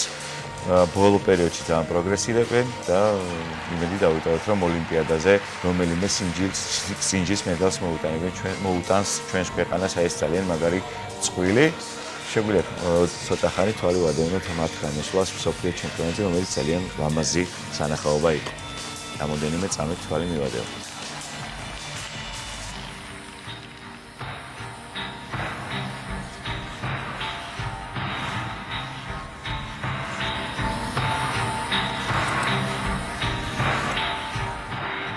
მოკლედ, ანასტასია მიტელკინა და ლუკა ბელულავა მსოფლიო ჩემპიონატის მეოთხე ადგილოსნები გახდნენ და კიდევ ერთხელ შეგახსენებთ, მათ მოიპოვეს ზამთრის ოლიმპიადის ლიცენზიები, რასაც მათ ულოცავთ. მოკლედ, ესეთი იყო სპორტული ამბები და მე ხვალ ზუსტად 10:15 წუთამდე გემშვიდობებით, 10:15 წუთზე ხვალ მოგიყვებით ქართული სპორტის და არა მარტო ქართული სპორტის სიახლეებს. ახლა კი მარიას და სალომეს უნდა დაუბრუნდეთ და მეც გავაგზავნო გადაცემის ყურება თქვენთან ერთად.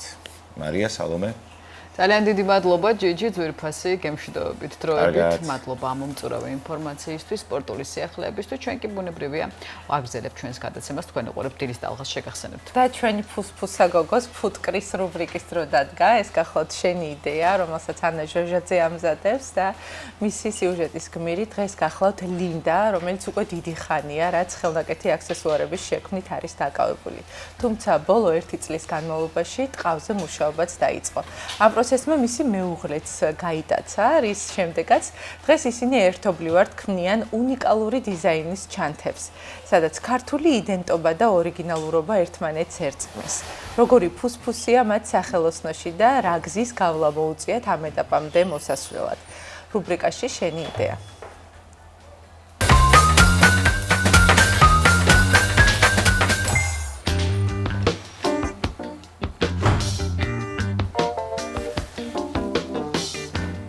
სინათლე რბილად ეცემა ტყავის ნაჭრებით სავსე თაროს. ამ პატარა სახელოსნოში ტყავისა და წეპოს სურნელი გაშენთში აუჩქარებლად იქმნება პრაქტიკული, ლამაზი და განსხვავებული ნივთები. ტყავზე მუშაობა დავიწყე 1 წლის წინ, მაშინ როცა მუშაობდი ტყავის ბეჭედზე, მომივიდა იდეა, რომ ტყავზე უნდა მემუშავა იმისთვის, რომ მეტი გამოცდილება მქონოდა ამ კუთხით. დღესდღეობით მუშაობ ისევე როგორც სამკაულებზე, ასევე ტყავის ნაწარმზე და ყველაზე ჩვენი მოთხოვნადი პროდუქტი არის ტყავის ჩანთა, რომელიც არის დაკავშირებული ვეფხისტყაოსანთან და არის ლეოპარდის სახელურით. ლეოპარდის სახელური ასოცირდება სიძლიერესთან, თავდაჯერებულობასთან, მოხერხებულობასთან, რაც ნამდვილად ახასიათებს ყველა ქალს. ლინდასა და ლუკასთვის სახელოსნო უბრალოდ სამუშაო ადგილი არ არის. ეს სივრცე მათი ერთობლივი შემოქმედების ნაწილია, სადაც ტყავი ფორმას იღებს. იდეები კი ხელოვნებად გარდაიქმნება. თითოეული ნაკერი, თითოეული დეტალი მათი შრომისა და სიყვარულის ანარეკლია. ისინი ერთად ქმნიან ჩანთებს, სადაც ქართული იდენტობა და თანამედროვეობა ჰარმონიულად ერწყმის ერთმანეთს. ეს მხოლოდ ხელსაქმე არ არის.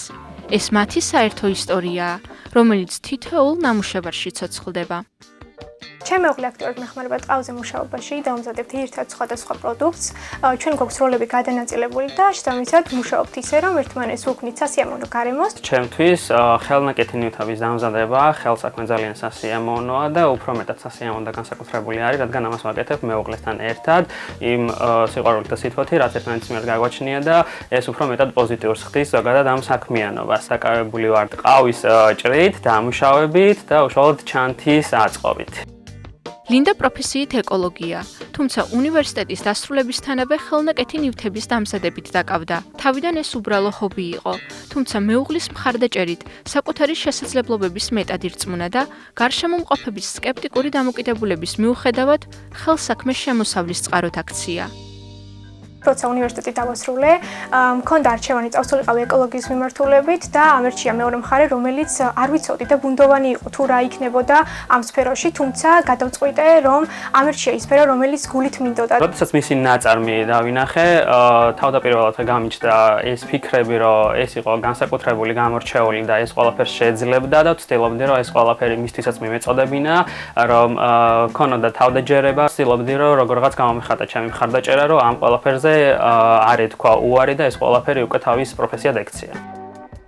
როგორც ლუკა ამბობს, სამუშაო მასალებს ძირითადად უცხოეთიდან იწერენ. ამით თვითღირებულება ნაკლებია, შესაბამისად, გასაყიდი ფასიც უფრო ხელმისაწვდომი ხდება მომხმარებლებისთვის.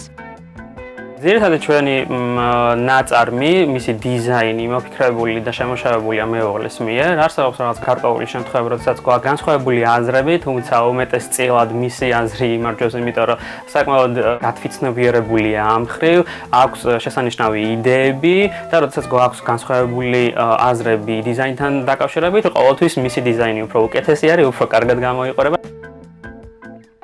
მათ ვინც ახლა იწყებს ბიზნესს, ვურჩევდი, რომ არაფრის არ შეეშინდეთ, მუდმივად განახორციელონ ის იდეები, რაც აქვთ, წინ გადადგან კიდევ ერთი ნაბიჯი და სჯეროდეთ საკუთარი თავის, რადგან მათ შეუძლიათ ყველაფერი. აქ მთავარი შედეგი არ არის, არამედ თავად შექმნის პროცესიც ისეთივე ფასეულია, როგორც საბოლოო ნამუშევარი.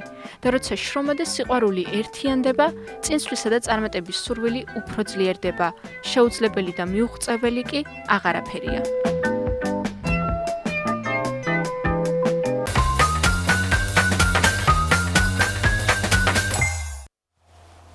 მართლაც როცა სიყვარულია საქმეში ჩადებული, შეუძლებელი და მიუღწეველი არაფერია, გეთანხმები ან ამ ყველაფერში და ძალიან უცხო იყო ეს სახელურები, ჯერ ვერ მივხვდი რა იყო, ჩანთას ხედავ და ზემოთ ეს ხის ხელნაკეთები ულამაზესი და მართლაც უცხოა და რთულია დღესდღეობით ვინმე გააკვირო ხელნაკეთით, ალბათ იმიტომ რომ ყველაფერი უკვე ყველა მოსინჯა და ახალ ველოსიპედს ვერ გამოიგონებ თითქოს, თუმცა ჩვენი გააკვირვება მაინც გამოიწვია ამ ხის სახელურებმა, რომელიც ქართულ იდენტობას მართლაც ასახავს, აი ხელნაკეთ ნივთებზე, ჩვენ წარმატებას უსურვებთ ამ წყვილს, როგორც საოჯახო საქმიანობაში, ასევე რა თქმა უნდა, თავიანთ ბიზნესში.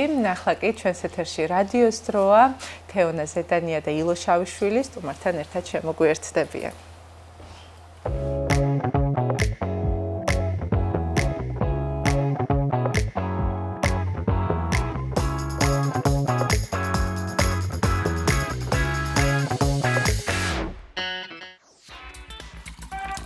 დილის რადიო სტუმარი. საინტერესო შეხვედრები, საინტერესო თემებზე.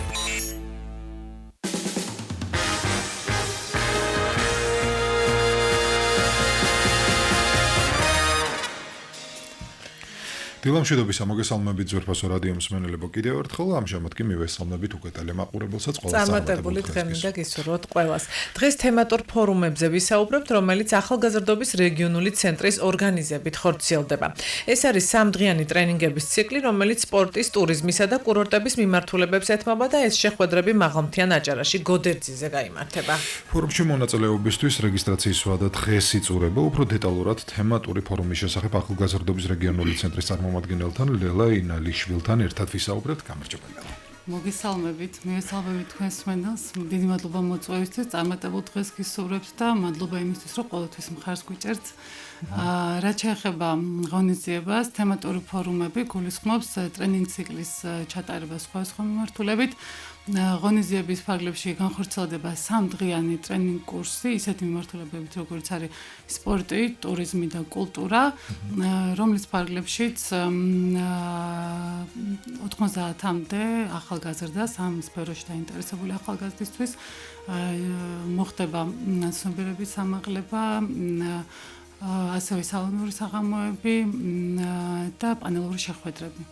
როგორც ვთქვით, რეგისტრაციის ბოლოა და დღეს არის. რეგისტრაციის ბოლოა და დღეს იყო, თუმცა გადავწიეთ ერთი დღით, ხვალ დასრულდება რეგისტრაცია დღის ბოლოს, ასე რომ მსურველებს შეუძლიათ დღესაც და ხვალას დღის ბოლომდე შეავსონ განაცხადი. ვის შეუძლია მონაწილეობის მიღება? მონაწილეობის მიღება როგორც ჩვენი პროექტების ძირითად ნაწილში შეუძლია 18-დან 29 წლის ჩათვლით აჭარაში რეგისტრირებულ ახალგაზრდებს და ასევე უმაღლეს სასწავლებლების და პროფესიული სასწავლებლების სტუდენტებს.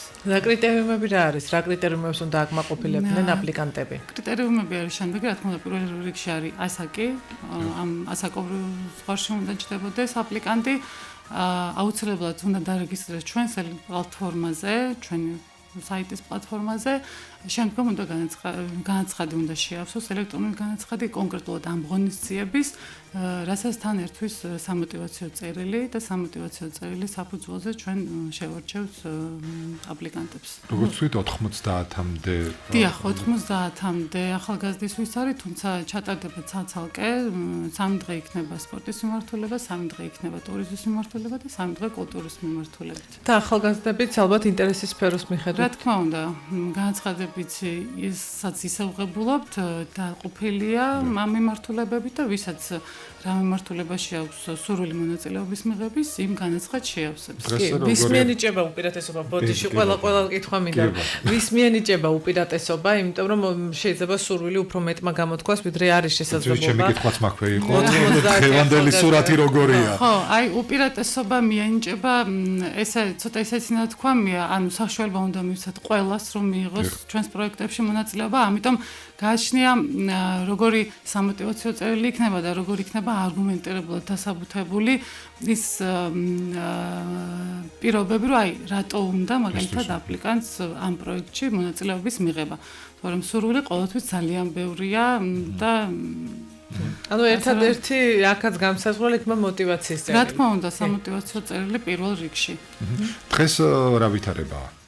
დღეს შემოსულია, კი, რა თქმა უნდა, შემოსულია საკმაო რაოდენობის განაცხადი, უბრალოდ რადგან შაბათ-კვირა დაემთხვა, რაღაცა შაბათ-კვირას ყოველთვის ცოტა პრობლემაა ხოლმე ამ განაცხადებში. ისეთი ამინდებიც იყო, რომ შესება, ხო, ახალგაზრდებს არ ეცლებოდათ ალბათ სახლში და კომპიუტერთან ყოფნისთვის. ნამდვილად, რომ დღეს ხვალაც რომ მივცეთ შანსი, უფრო მეტი განაცხადი შემოვა თავის ხვალ დღის ბოლომდე. ხვალ დღის ბოლომდე იქნება განაცხადების მიღება. ანუ კულტურის, კარიერული წინსვლის და კულტურის, სპორტის და ტურიზმის მიმართულებით და ვინ იქნება ტრენერები, ვინ წარუძღვება თითოეულ სექციას? მოხსენებლები ჯერჯერობით ვერ დავასახელებ, თუმცა არჩეული არის, რა თქმა უნდა, რაღაც დეტალები, ბოლო დეტალები გვაქვს გასავლელი, დიახ, ზუსტდება, თუმცა მერწმუნეთ, რომ ძალიან წარმატებული და ცნობილი ადამიანები გვეყოლება, ამას თქვენს ნახავთ პროექტის დასრულების შემდგომ.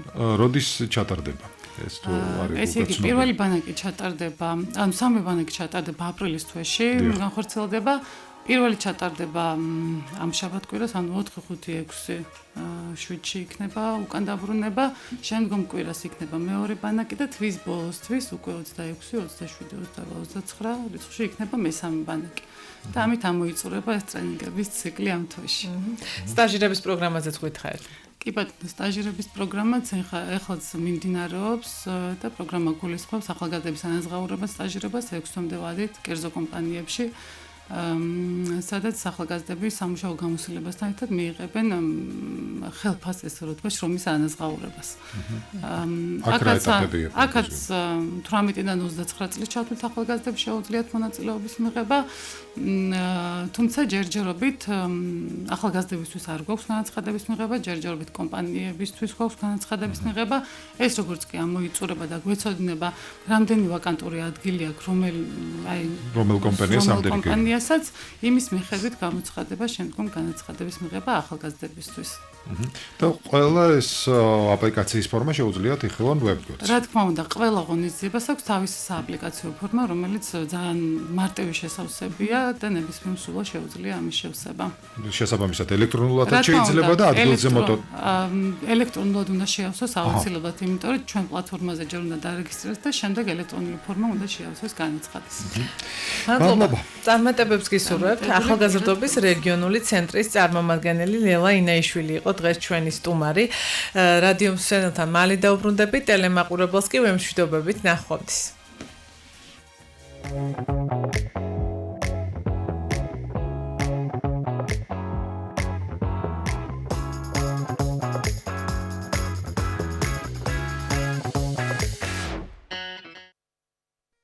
მოკლედ ძალიან დიდი მადლობა რადიოს, ჩვენ კი ბუნებრივია დავბრუნდით ეთერში და ვაგრძელებთ გადაცემას, თქვენ უყურებთ დილის ტალღას და 11:09-მდე ვიქნებით თქვენთან ერთად. ბუნებრივია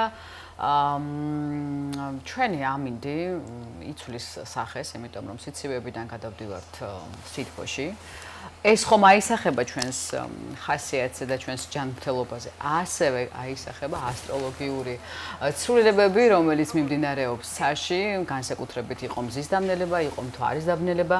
ჩემთვის პირადად ეს დაბნელებების კორიდორი იყო იმის საწინდარი, რომ გადამესროლა ჩემი ყურადღება წარსულში და იქ რაღაცები მომეგვარებინა, თუმცა ვისთვის როგორ არის, სწორედ აი ამ თემებზე გავაგრძელებთ ახლა საუბარს და მოვისმენთ კვირის ასტროლოგიურ პროგნოზს, ვინაიდან არის ორშაბათი და გვერდდება ხატია ბედოშვილი. ხატია, დილამშვიდობისა, მოგესალმებით ჩვენი ასტროლოგი. იმედია კარგად ხარ, ჩვენ კარგად ვართ.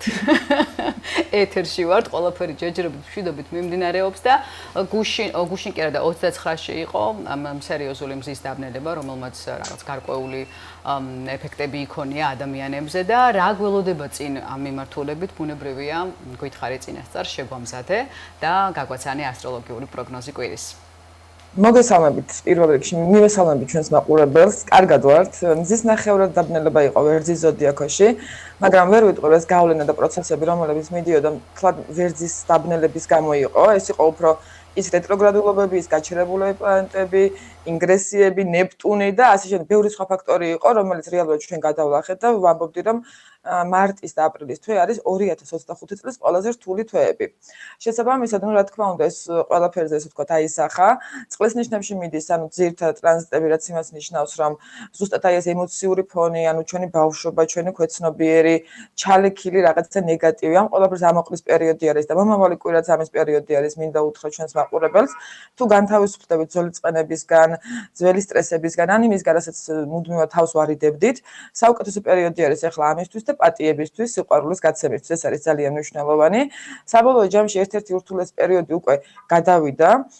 მომავალი კვირა ჰარმონიული გვაქვს, ოღონდ ჰარმონიული გვაქვს, არავითარ შემთხვევაში არ შეიძლება ახალი საქმეების წამოწყება, კონტრაქტების გაფორმება, ან მოფიქრება და ასევე წამოწყება ახალი საქმეების, მხოლოდ და მხოლოდ ის საქმეები შეგვიძლია ამ კვირაში წამოვიწყოთ, რომელიც აქამდე იყო დაგეგმილი, აი მაგალითად მარტის დასაწყისამდე, რომელიც იყო დაგეგმილი და რაღაცა პერიოდების გამო თუ გაიწელა, თუ უკვე დაწყებული იყო, აი ამისთვის კარგი არის ეს კვირა თუ განვაახლებთ.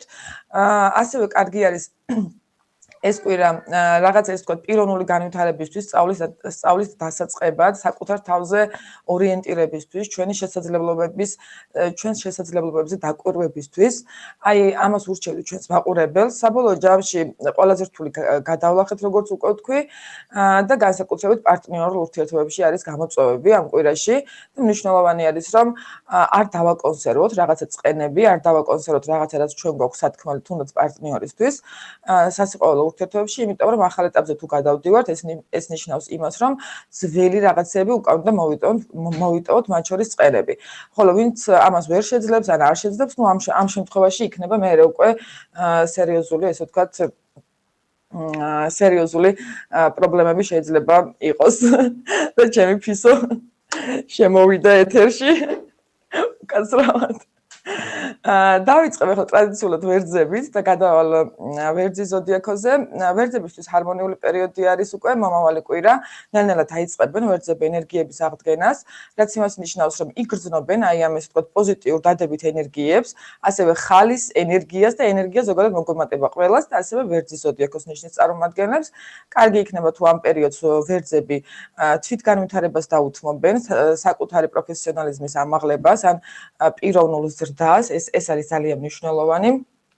ხოლო რაც შეეხება ფინანსურ მხარეს თვალსაზრისითაც ვერძებს შეიძლება გქონდეთ რაღაცა ახალი შემოთავაზებები, რაღაცა ახალი ესე ვთქვათ პროექტები, დასაწყისი, რაც იმას ნიშნავს, რომ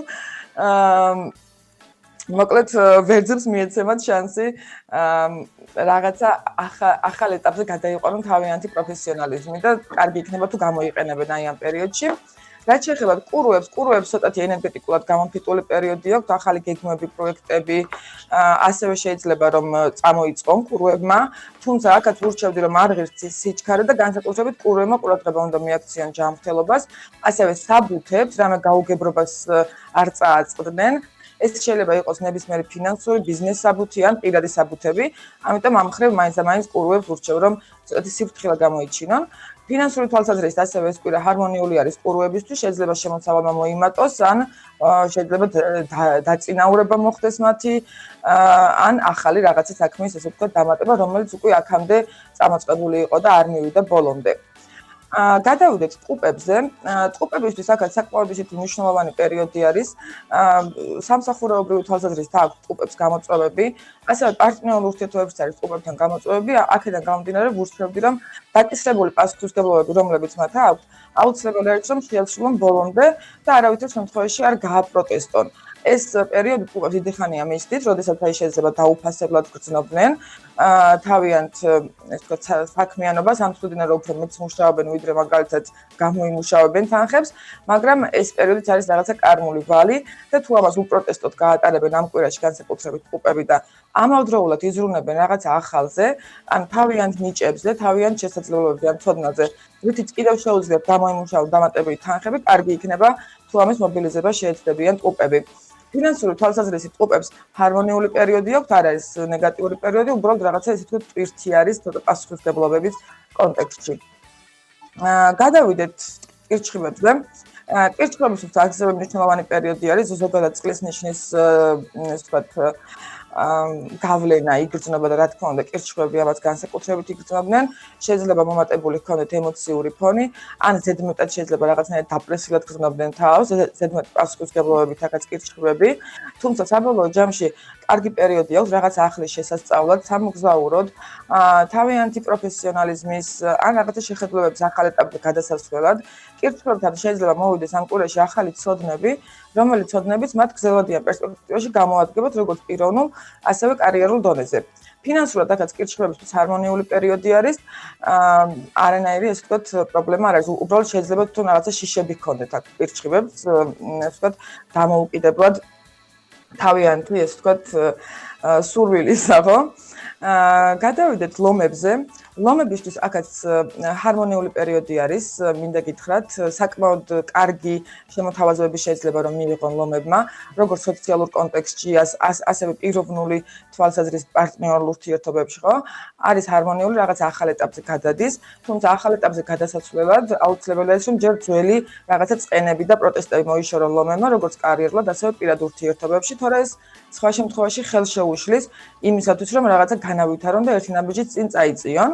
ფინანსურად ცოტა დაძაბული არის ეს კვირა ლომებისთვის, ანუ შეიძლება გქონდეთ რაღაცა ზედმეტი ხარჯები, რომელიც იყო დაუგეგმავი, მაგრამ საბოლოო ჯამში შემოსავლის პრობლემა არ არის. ამიტომ ეს პრობლემას თუ იყო რაღაცა მოკლევადიანი პრობლემა არის ლომების შემთხვევაში და გადავიდეთ ქალწულებზე.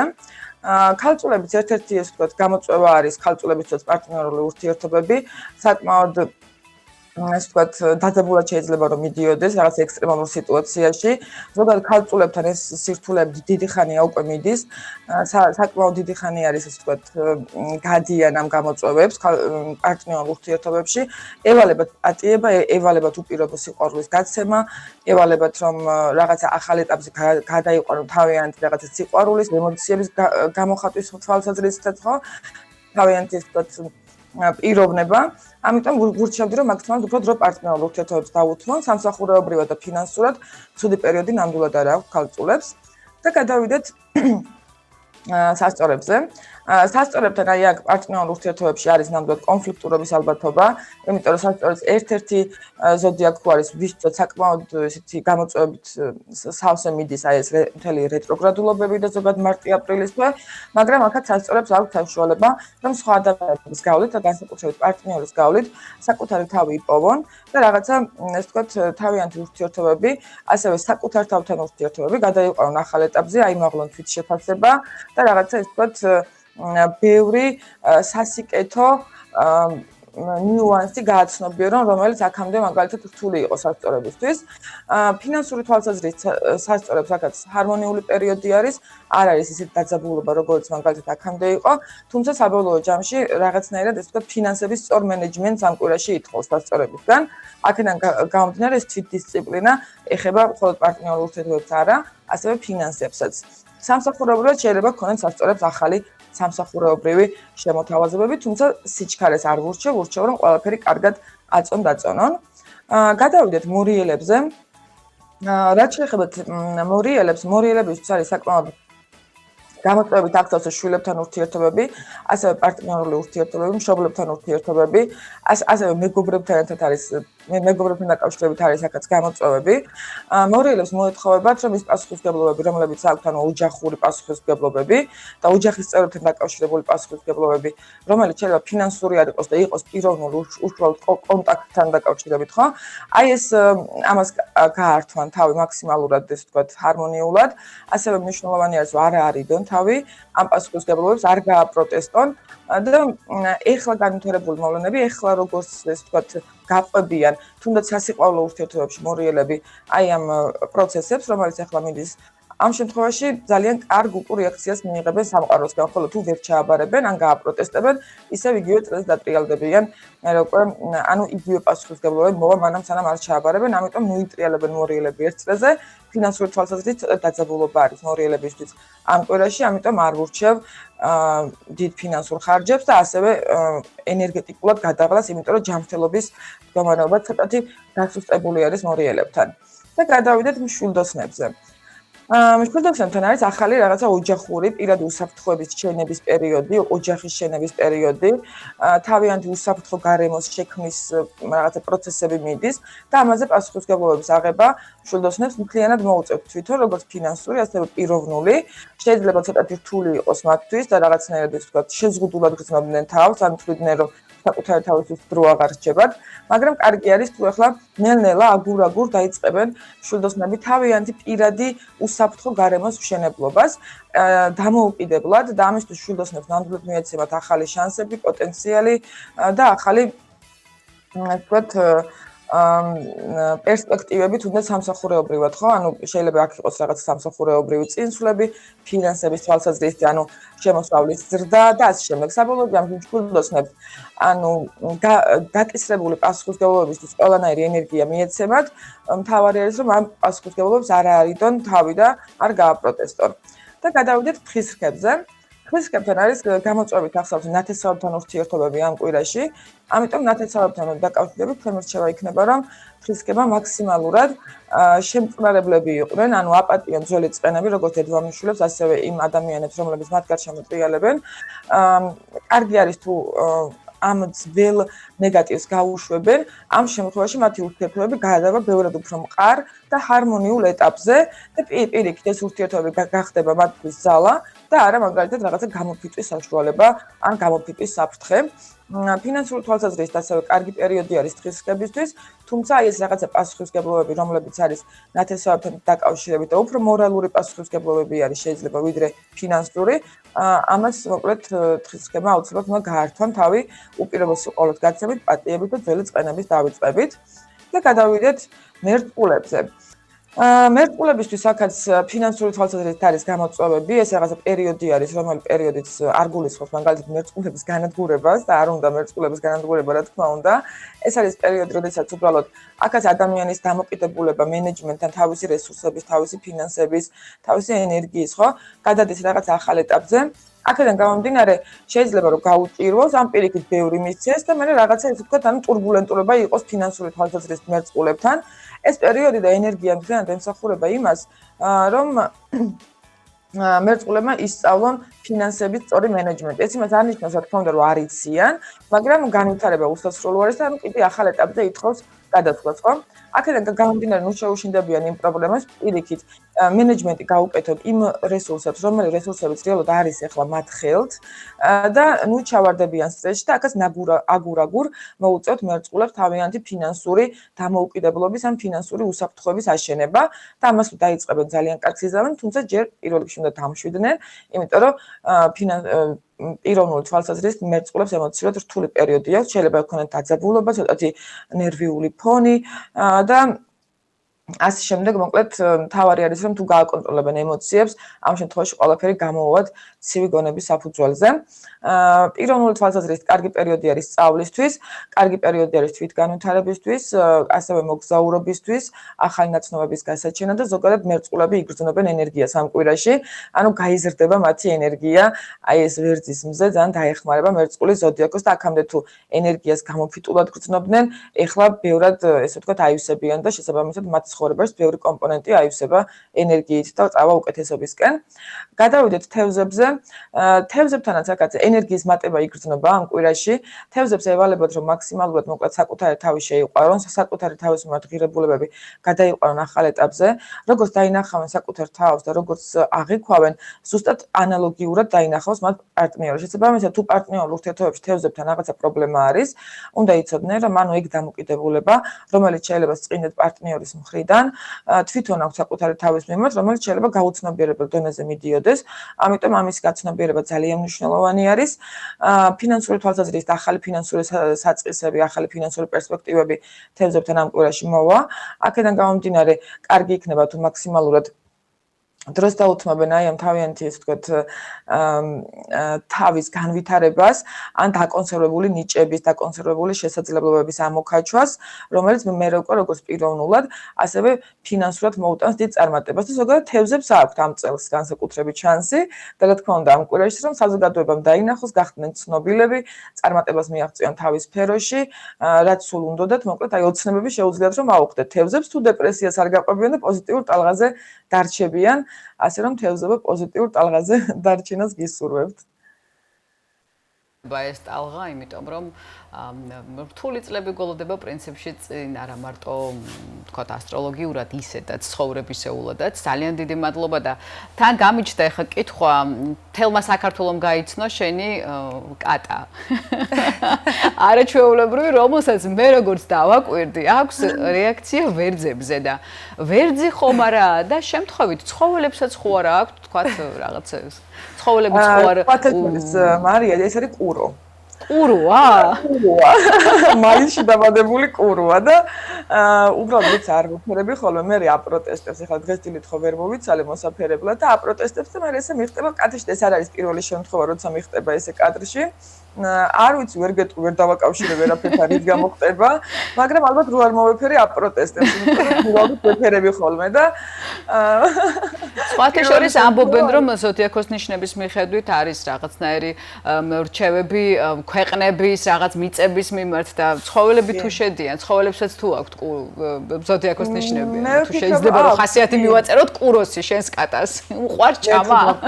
მე თუ დავკარგე მარია კატა და აქედან გამომდინარე მე გავაკეთე მისი ჰოროსკოპი, როდის ვიპოვით, ხო რომ გამეწო რაღაცა მაინც და გავაკეთე მისი ჰოროსკოპი და მე სხვათა შორის იმუშავა 2 დღეში უნდა ვიპოვო პროტესტი და მე 2 დღეში ვიპოვე მართლა, მაგრამ ეხლა მოკლედ ძალიან ის არის, რა ქვია, ვერ ვიტყვი რომ მაინც და მაინც ცხოველებს შეუძლიათ ამხელა ენერგიის თავის თავზე აღება, მაგრამ რაღაც დონით ალბათ მუშაობს, იმიტომ რომ ეს დაემთხვა. აღარ მოგაცდენთ ხატი, კატას მოფერება სჭირდება და დაუთმობთ შენთან უმეტესი მადლობა რომ ჩვენ დაგვითმეთ რო და ბევრი მაყურებელი ყავს დილის ტალღას ასტროლოგიურ პროგნოზს განსაკუთრებით და საქართველოში 10 საათი სრულდება, რაც იმას ნიშნავს, რომ ჩვენს ეთერში ისევ ახალი ამბების დრო დგება. ქეთი ჭყონია გაგვაცნობს ახალ ამბებს. მოგესალმებით, ქეთი. კიდევ ერთხელ მოგესალმებით, გოგონებო და მაყურებელს ახალ ამბებს მოვუყვები.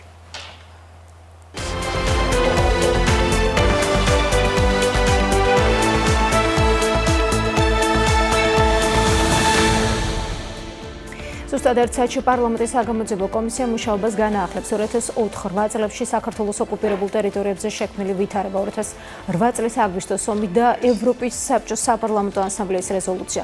ეს არის პარლამენტის დროებითი საგამოძიებო კომისიის დღევანდელი სხდომის დღის წესრიგი. კომისიაზე ახსნა განმარტებისთვის მიწვეულნი არიან ემზარ კვიციანი, გიორგი კაპანაძე, მარიამ რატიანი, გიორგი კანდელაკი და გიორგი თარგამაძე, თუმცა უკვე ცნობილია, რომ ფორმულას გენერალური დირექტორის მოადგილე ტელეწამყვანი გიორგი თარგამაძე სხდომაზე მისვლას არ აპირებს. განსაკუთრებულ საკითხებს შორისაა საკუთრების უფლების დარღვევის შემთხვევები და სასჯელ აღსრულების დაწესებულებებში 2003-12 წლებში არსებული საპატიმრო პირობები. ამ კონტექსტში კი სხდომის ბოლოს დაგეგმილია პენიტენციური დაწესებულებიდან პატიმრის ჩართვაც. მას შემდეგ, რაც პარლამენტის დროებითი საგამოძიებო კომისია მუშაობას დაასრულებს, მმართველი გუნდი გეგმავს საკონსტიტუციო სასამართლოში სარჩელის შეტანა იმისთვის, რომ ნაციონალური მოძრაობა არაკონსტიტუციურად გამოცხადდეს. საკითხი ბიუროზე დღეს დარეგისტრირდება. ამ ინიციატივას აფასებენ ადრესატები ლევან ხაბეიშვილი, კოლეგა ოპოზიციონერებს ხმის ამოღებისკენ მოუწოდებს და მიაჩნია, რომ ქართული ოცნების გადაწყვეტილება არა მხოლოდ მათი პარტიის გასამართლებაა.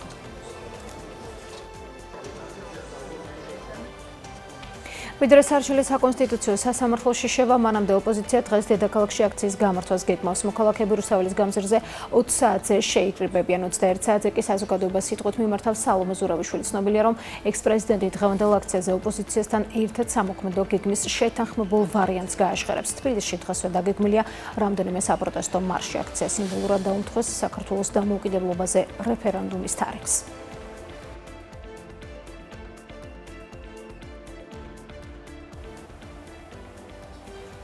34 წელი 31 მარტის რეფერენდუმიდან 1991 წელს საქართველოს მთელ ტერიტორიაზე გაიმართა სახელმწიფოებრივი დამოუკიდებლობის აღდგენის რეფერენდუმი. კითხვას თანახმა ხართ თუ არა აღდგეს საქართველოს სახელმწიფოებრივი დამოუკიდებლობა 1918 წლის 26 მაისის აქტის საფუძველზე 1991 წლის 31 მარტს ამორჩეულთა 98,9%-მა დადებითი პასუხი გასცა. 3.672.403 ამორჩევლიდან 3.295.493-მა საქართველოს სახელმწიფოებრივი დამოუკიდებლობის აღდგენას მისცახმა. რეფერენდუმის შედეგების საფუძველზე 9 აპრილს უზენაესმა საბჭომ მიიღო დამოუკიდებლობის აქტი და საქართველოს 70 წლიანი საბჭოთა ოკუპაციიდან გათავისუფლდა. დღეს ასევე საქართველოს პირველი პრეზიდენტის ზვიად გამსახურდიას დაბადების დღეა, რომელსაც 85 წელი შეუსრულდებოდა.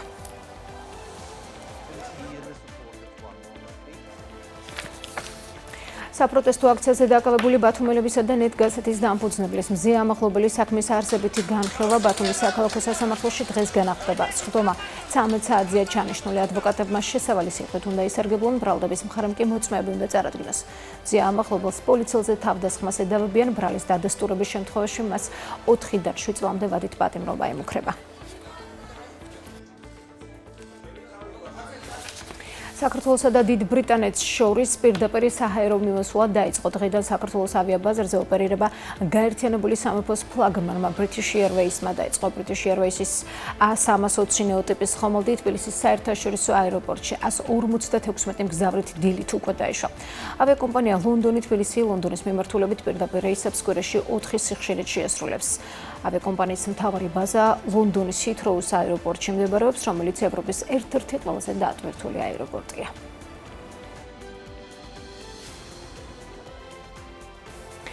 ამერიკის პრეზიდენტი დონალდ ტრამპი ჟურნალისტებს ნომერ პირველ ბორცზე ტარიფებზე TikTok-სა და უკრაინაზე ესაუბრა. ტრამპმა თქვა, რომ საპასუხო ტარიფები, რომლებსაც ის ამ კვირაში გამოაცხადებს, მოიცავს ყველა სახელმწიფოს და არა მხოლოდ 10-დან 15-მდე ქვეყნის მცირე ჯგუფს.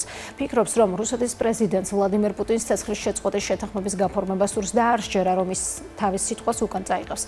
ტრამპმა ასევე თქვა, რომ აპირებს გადაწყვეტილების მიღებას ირანზე მეორადი ტარიფების შესახებ იმის მიხედვით, დადებს თუ არა თეირანის შეთანხმებას ბირთვულ პროგრამაზე. დონალდ ტრამპის საიმიგრაციო პოლიტიკის წინააღმდეგ ათასობით ლათინო ამერიკელი შეიგრება დალასის მუნიციპალიტეტის შენობასთან და პრეზიდენტს ორპარტიული რეფორმის გატარებისკენ მოუწოდა. ლათინო ამერიკელ მოქალაქეთა ლიგის პრეზიდენტმა ლათინო ამერიკელებს ამერიკის ხერხემალი უწოდა. ტეხასის დემოკრატმა კონგრესმენმა ალ გრინმა სიტყვით გამოსვლისას ხელისუფლებას ყოვლის მომცველი საიმიგრაციო რეფორმისკენ მოუწოდა და დაგმო საზღვარზე კედლის აშენების შესახებ ტრამპის ინიციატივა.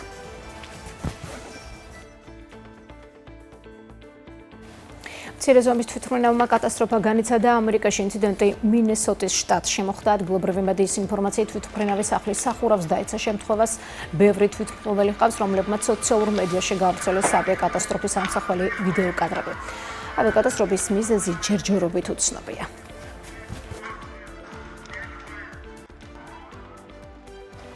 მუსლიმმა მომლოცველებმა ლოცვა აღასრულეს მექაში, საუდის არაბეთის ყველაზე დიდ მეჩეთში, მას შემდეგ რაც ქვეყანამ ბაირამის პირველი დღე რამადანის მარხვისთვის კულმინაციად გამოაცხადა. ადგილობრივი მედიის ინფორმაციით, რამდენიმე არაბულმა ქვეყანამ, მათ შორის საუდის არაბეთმა და არაბთა გაერთიანებულმა საამიროებმა იდ ალ-ფიტრის პირველი დღე კვირას აღნიშნეს, ხოლო სხვა ქვეყნებმა, მათ შორის მალაიზიამ, ინდონეზიამ და სირიამ განაცხადეს, რომ დღესასწაული დღეს დაიწყება.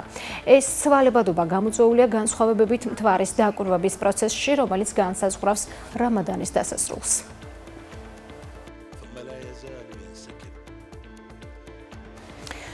ამ დროისთვის სულ ეს იყო დღის ამ და სხვა მნიშვნელოვანი ამბებით. ახალი ამბები პირდაპირ ეთერში 12 საათზე დასრულდება. მეც მაყურებელს სწორედ ამ დრომდე მშვიდობები. მადლობა კეთი, გემშვიდობებით. ჩვენ კი მაყურებელს შევახსენებთ, რომ დღეს არის 31 მარტი, ორშაბათი დღე, სამუშაო კვირეული დაიწყო სტუდიაში. დილის ტალღის სტუდიაში მარიამ ჟავანაძე და სალომე სურმაინძე ვართ და მთელი კვირის განმავლობაში ყოველდღიურად 2 საათი თქვენთან ერთად ვიქნებით საინტერესო თემები. თუ რა თემები დარჩა ამჯერად გადაცემის ბოლოს სანახავი, გადაცემის ანონსის მეშვეობით შევიტყოთ.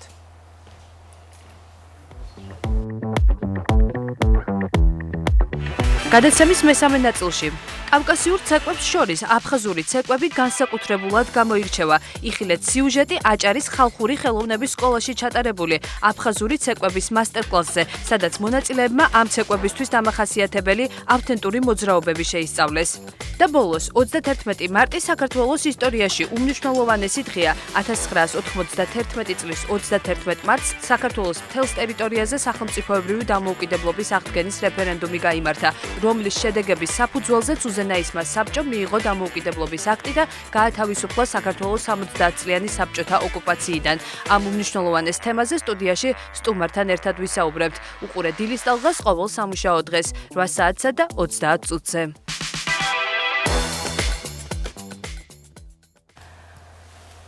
ნამდვილად ვეთანხმები, ზუსტად ასეთი თემები დაგვრჩა გასაშლელი სტუდიაში ისტორიკოსთან ერთად შემოგვიერთებით, მანამ კი საინტერესო სიუჟეტი უნდა ვნახოთ. ბათუმის ხალხური ხელოვნების სკოლაში უნიკალური მასტერკლასი გაიმართა, რომელიც აფხაზური ცეკვების ტრადიციებს ეძღვნებოდა. მონაწილეებმა შესაძლებლობა მიიღეს არა მხოლოდ შეესწავლა დამუძველესი ცეკვების ტექნიკა, არამედ გაეგოთ მათი ისტორიული და კულტურული მნიშვნელობა.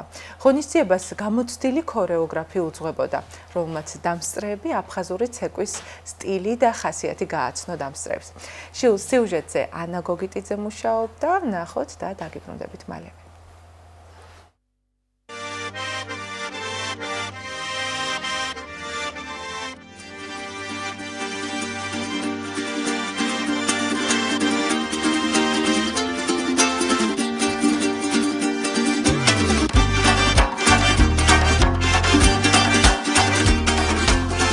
აფხაზურ ცეკვებს ზოგადად ბავშვობიდან ვცეკვავთ. მე თვითონ აფხაზეთიდან გახლავართ, კერძოდ გუდაუთიდან. ვცეკვავდი აფხაზეთის სახელმწიფო ანსამბლში, ცეკვის სახელმწიფო ანსამბლში შარატნის და იქიდან მოყოლებული. ფაქტიურად 38 წელია გამოდის, რომ ვარ ამ ხელოვნებაში და როგორც პროფესიონალურ ანსამბლში, როგორც მოცეკვავი და შემდეგ როგორც ქორეოგრაფი 15 წლის განმავლობაში აფხაზეთის სახელმწიფო ანსამბლში. აფხაზურ ცეკვებს თავისი პეწები აქვთ, თავისი ასე ვთქვათ, ჯერ ტემპიდან დაწყებული, შემდეგ მოძრაობები, რომელიც არ არის სხვა ცეკვებში აღრეული, ამავე დროს ურთიერთობები ქალისა და ვაჟის მიმართ, მოწიწება მანდილოსნების ვაჟების მიმართ, ყველაფერი ჩაქსოვილი არის აფხაზურ ცეკვებში. ძალიან სწრაფი ტემპი არის და მოძრაობები, რამოდენიმე მოძრაობა არის, რომელიც არის აფხაზური მოძრაობები, მაგრამ არის იქ რაღაც ელემენტები, სადაც შეიძლება ქართული მოძრაობების ამოვიკითხოთ ზოგადად. პოპულარიზაციის გარდა აუცილებელია სწორი სწავლებაც. და დღესაც ეს არის რომ სასწავლებელში ვიმყოფები, რომ ის აფხაზური ცეკვის ელემენტები და მოძრაობები, რომელიც არის ავთენტური, რომ გადავცეთ ახალგაზრდებს და აი ამ მოძრაობებით იხელმძღვანელონ სამომავლოდ. ვფიქრობ, რომ პედაგოგები ამას შემდგომში უფრო მეტად დახვეწავენ, მიხედავენ და ასწავლიან იმას, რაც არის სუფთა აფხაზური ცეკვები და მოძრაობები.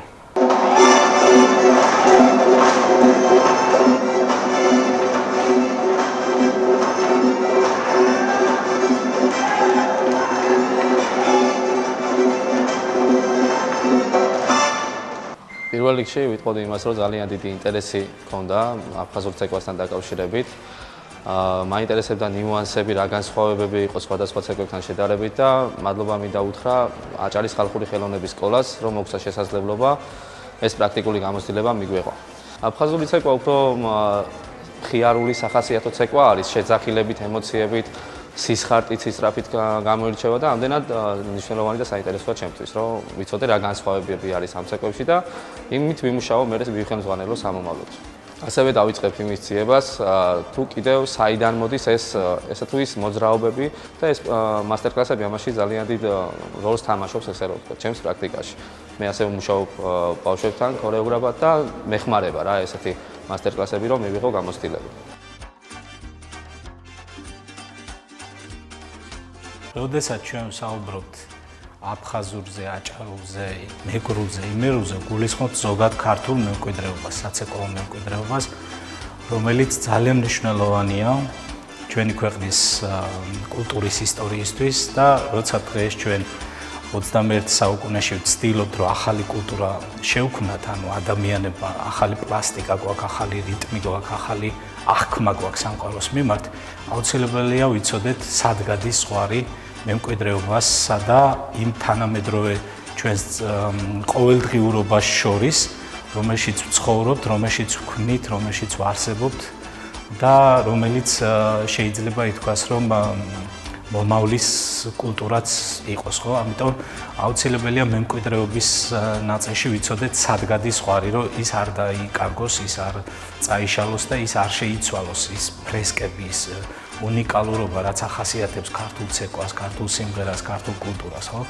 ამიტომ ჩვენ ყოველთვის ჩვენი სკოლა მაქსიმალურად ცდილობს, რომ არაფორმალურ განათლების ჭრილში სხვადასხვა სპეციალისტი, რომელიც ჯერ კიდევ ფლობს იმ ავთენტურ ცოდნას, ინფორმაციას, ჩვენ მოსწავლეებს მივცეთ საშუალება, რომ მათი ინფორმაცია გაიზიარონ, მიიღონ ის გამოცდილება, რაც არსებობს, ის რჩევები, რომელსაც თითოეულ ტრენერი აძლევს და ამ შემთხვევაში, როცა ჩვენ ვლაპარაკობთ აფხაზეთზე, ეს ჩვენთვის ძალიან სენსიტიური საკითხია.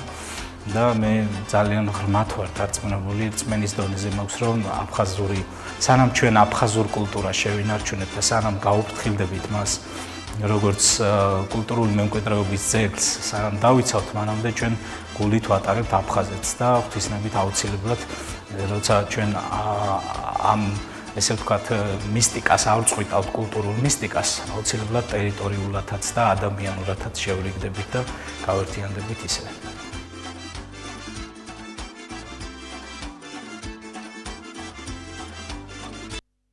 აი ასე ნაბიჯ-ნაბიჯთან ნენელა უნდა დავუახლოვდეთ აფხაზეთს, ბუნებრივია და ძალიან მიხარია, რომ აჭარის ხალხური ხელოვნების სკოლაში მსგავსი ტიპის მასტერ-კლასი გაიმართა და ეს ცეკვის ხელოვნების ნიმუშები ერთმანეთში გაიცვალა. დიდი მადლობა ამისთვის მთლიან სკოლას.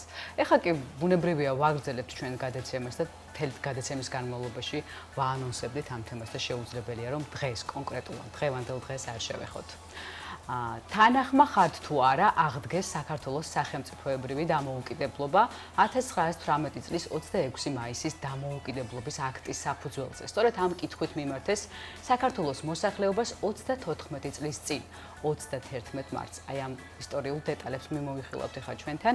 ძვირფასი სტუმარი ყავს ისტორიკოსი კახა სურგულაძე. მოგესალმებით. ძალიან მნიშვნელოვანი თარიღია და მნიშვნელოვანია რომ გავაკეთოთ აქცენტები და დავიწყოთ ბატონო კახა, ესეთი კითხვა მექნება, რამდენად სწორი, სტრატეგიული და დროული ნაბიჯი იყო ეს რეფერენდუმი, რომელიც ჩატარდა 1991 წელს 31 მარტს, სხვათა შორის სვიად გამსახურდიას დაბადების დღეს. დიახ. პირველში დიდი მადლობა მოწვევისთვის. ისეთ მე ძალიან მოწონს თქვენი ფორმატი. იმიტომ რომ ვცდილობთ ყველა მნიშვნელოვანი მომენტი, ფაქტი თუ რა არის საქართველოს ისტორიაში თქვენი ტელეეთერიდან მკითხოს მიაწოდეთ ობიექტური ინფორმაცია. მისასალმებელია. მადლობა. დიდი მადლობა. რაც შეეხება თქვენ შეკითხვას. 1991 წლის 31 მარტის რეფერენდუმი ნიშნულოვანი იყო არა მარტო ქართველებისთვის, არამედ ყოფილი საბჭოთა კავშირის სივრცისთვის.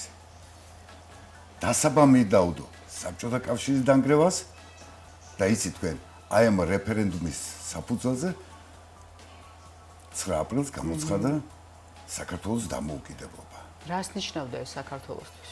ეს იყო დოკუმენტი, რომელიც ჩატარდა, ამ დოკუმენტის შედეგად ჩატარდა რეფერენდუმი სრულიად საქართველოს ტერიტორიაზე. იგულისხმება აფხაზეთის ავტონომიურ რესპუბლიკაში და ყოფილ სამხრეთ ოსეთის რესპუბლიკაში. მსგავსი პრეცედენტი შემდეგ არ ქონია. და ყველაზე მნიშვნელოვანი ის იყო, რომ ეს რეფერენდუმი განაპირობა ეროვნული ძალების მოსვლამ სათავეში.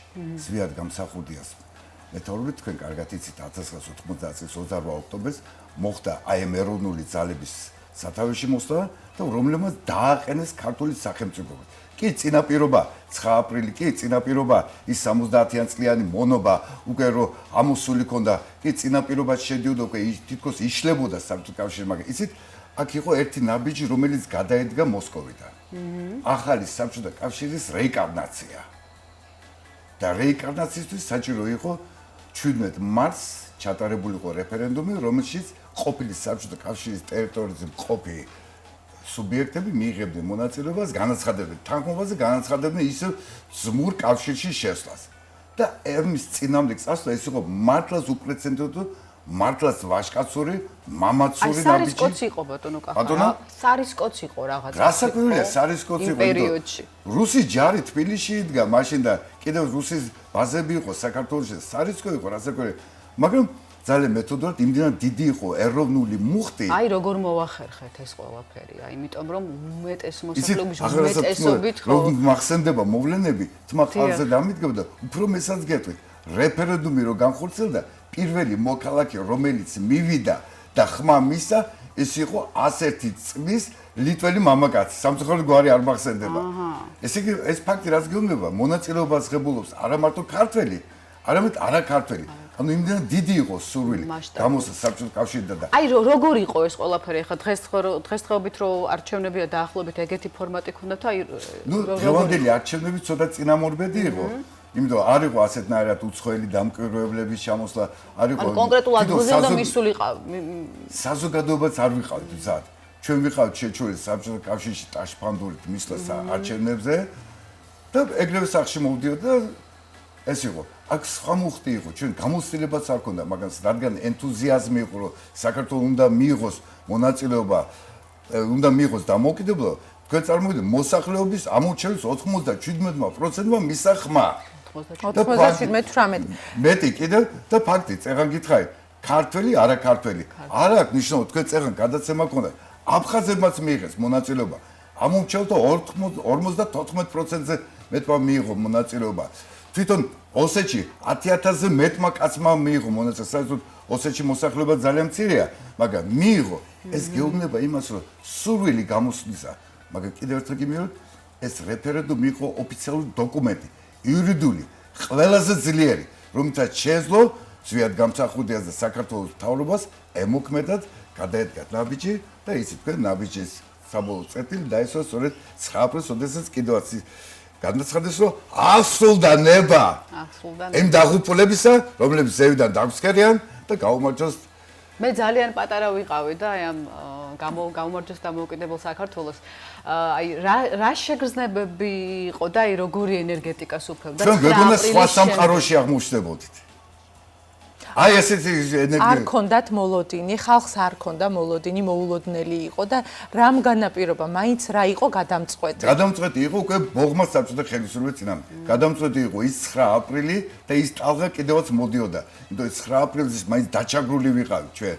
და ეს დაჩაგრული ადამიანის სინდრომი წინა პლანზე წავიდა, იმიტომ არ გაიხსნა 9 აპრილი, არ დაისაჯა 9 აპრილის მოთავეები და აი ამ ფაქტმა ასე ვთქვათ, ერთგვარი ნავთიც დაასხა აი ამ ქართველი ხალხის სურვილს, რომელიც 70 წელი იყო ჯერ საბჭოთა მონობაში, 110 წელი იყო კიდევ რუსეთის მონობაში და ასე ვთქვათ, ერთბაშად ამოხეთქა, რომელიც განავითარა სწორედ ეროვნული ძალებმა ზვიად გამსახურდეს. თუმცა მე დადგა ძნელი და რთული პერიოდები. ისეთ რუსეთის უშიშროების სამსახური მუშაობდა. ჩვენი მინუსი რა არის? ჩვენ ამავე დროს კი ვარ ძალიან დიდი, მაგრამ ჩვენი ნაკლი არის ის, რომ ძალიან ბევრი გამყიდველი და მოღალატე გვყავს. და სწორედ აი მოღალატეების ხელით წავიდა შემდეგ ის პროცესი, სამოქალაქო ომი, ისე თქვენ ზვიად გამსახურდიას ყველა სამოქალაქო ომი და აი ესეთი პროცესი, რომელთაც დღესაც ვიმკით. 34 წელია გავიდა და 34 წელი ისევ ტრიალებთ აი ამ დამოუკიდებლობის მოპოვების ფაქტთან დაკავშირებით. სწორი ხარ, ზვიად გამსახურდე მე სიმბოლურად დაამტყია მის დაბადების დღეს. ნუ ამ ეს მისი პიროვნული ამბავია, ვერ გავაკვირვებთ, მისი თარიღის უკტავების კიდევ ერთ-ერთი ნაბიჯი გადადგა, მაგრამ ზვიად გამსახურდია და მას ეპატიება. თავარი იყო შედეგი. შედეგი იყო ოფიციალური იურიდიული დოკუმენტი, რომელიც შეჯამდა 4 აპრილს, 5 აპრილს შედეგები გამოცხადა პრესაში, ხოლო 9 აპრილს ოფიციალურად გაცხადა საქართველოს პარლამენტის ტრიბუნიდან. აი 9 აპრილის შემდგომი მოვლენები მინდა რომ გაიხსენოთ, იმიტომ რომ მე აღნიშნე უკვე ძალიან პატარა ვიყავი და არც მახსოვს, ანუ იყო ეს ქუჩაში გამოსვლა, მილოცვები, ანუ როგორ აიტაცა ეს ინფორმაცია, ზოგადად ინფორმაცია მე მახსოვს, ნუ ცნობილ ოჯახებში პურმარილების გაიშალა. ხო? პურმარილების გაიშალა, არ დამავიწყდება მახსოვს, რომ მამაჩემა ჭიშკარი გააღო. დადგა მაგი და გამოიტანა ასე ვთქვათ 20 ლიტრა და ეგ სტუდენტები რომ მოვიდნენ ყველა ტელევიზორით რომელი არხით საზოგადოებრივი არხით მოისმინეთ ალბათ ხო ეს ინფორმაცია და როგორ გაჟღერდა სად გაიგე პირველად ეს კონკრეტული დღეები მინდა რომ ტელევიზია იყო სამწუხარო და იმ არა ჩვენ დაახლოებით ვიცით ეს ბნელი და ტკბილი 90-იანები ანუ ახალგაზრდა თაობისთვის გვინდა რომ აი ეს დღე რაღაცნაირად გავაცოცხლოთ ცენტრალურ ტელევიზიით გაჟღერდა არა კულუარებში დადიოდა ხმები და უკვე ფაქტი იყო იმდენად მოსახლეობა რომ მივიდა არჩევნებში თავი ან რეფერენდუმში თავი რაც შეიძლება ბევრი მოსახლეობა მივიდეს რატო?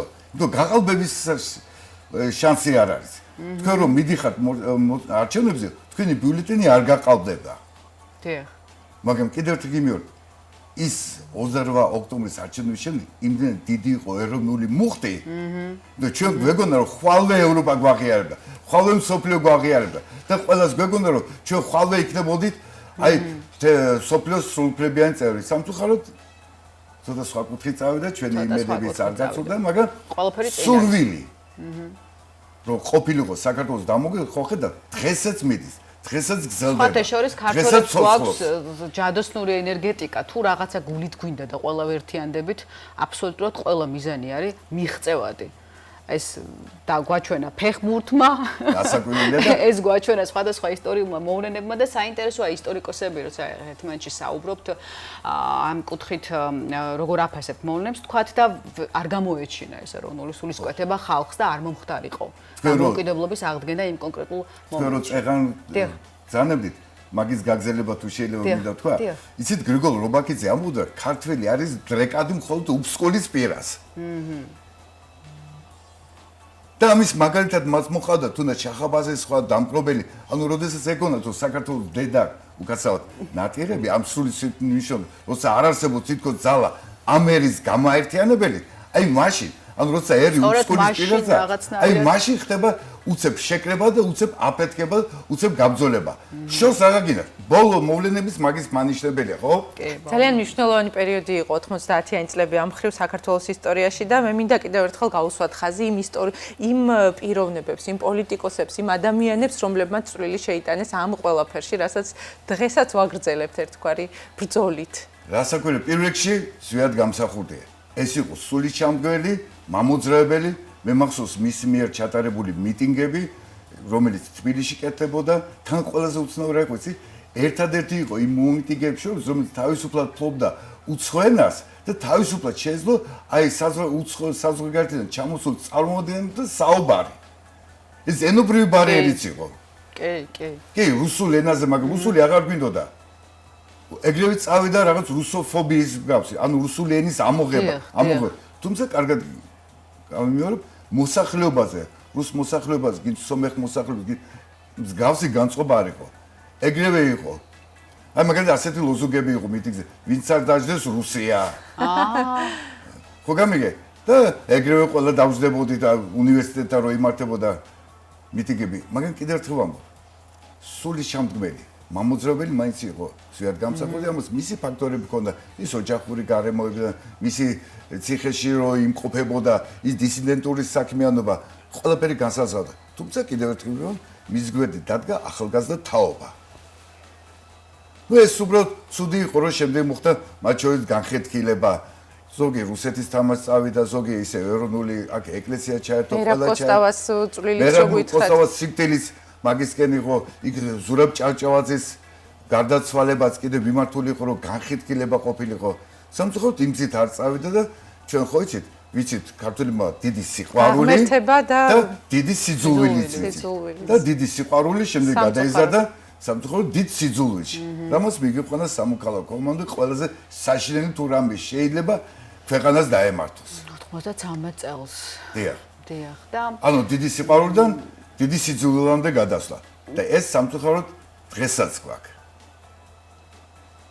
და რა მოხდებოდა, რომ არ ყოფილიყო? და ყველაზე ნახეთ ცხოვრების ირონია რა, ხალხი რომელიც აძაგებდა ზვიად გამსახურდიას, რომლებიც უძახოდნენ სადამ ხუსე თუ ვიღაცას ადარებდნენ, დღეს ის ხალხი ზვიად გამსახურდიას სახელს ზოგადად ასე არის ხოლმე, როდესაც პერიოდი გადის, ხო, შემდეგ უკვე აცნობიერებ და შემდეგ ხვდები თუ ანაბიჯები უნდა გადაედგა ამ ადამიანს, მაგრამ თქვათ არ გამოეჩინა საქართველოს ეს სულისკვეთება და ადამიანებს, რომლებმაც გადაწყვიტეს და მიიღეს, რომ ჩაეტარებინათ ამ მოდენა მასშტაბური რეფერენდუმი. ეს რეფერენდუმი რო არ ყოფილიყო 91 წელს რა ბეჭი იქნებოდა საქართველოს? აი როგორც ისტორიკოსი, ესე მაინტერესებს. კარგი შეკითხვა დავსვით, მაგრამ ყველაზე რასაც ჩვენ ვისაუბრეთ, ესა უბრალოდ მარჩიელობის დონეზე.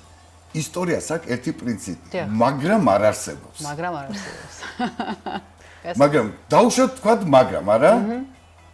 ჩვენს გავერთიანდებოდით ახალ საბჭოთა კავშირში.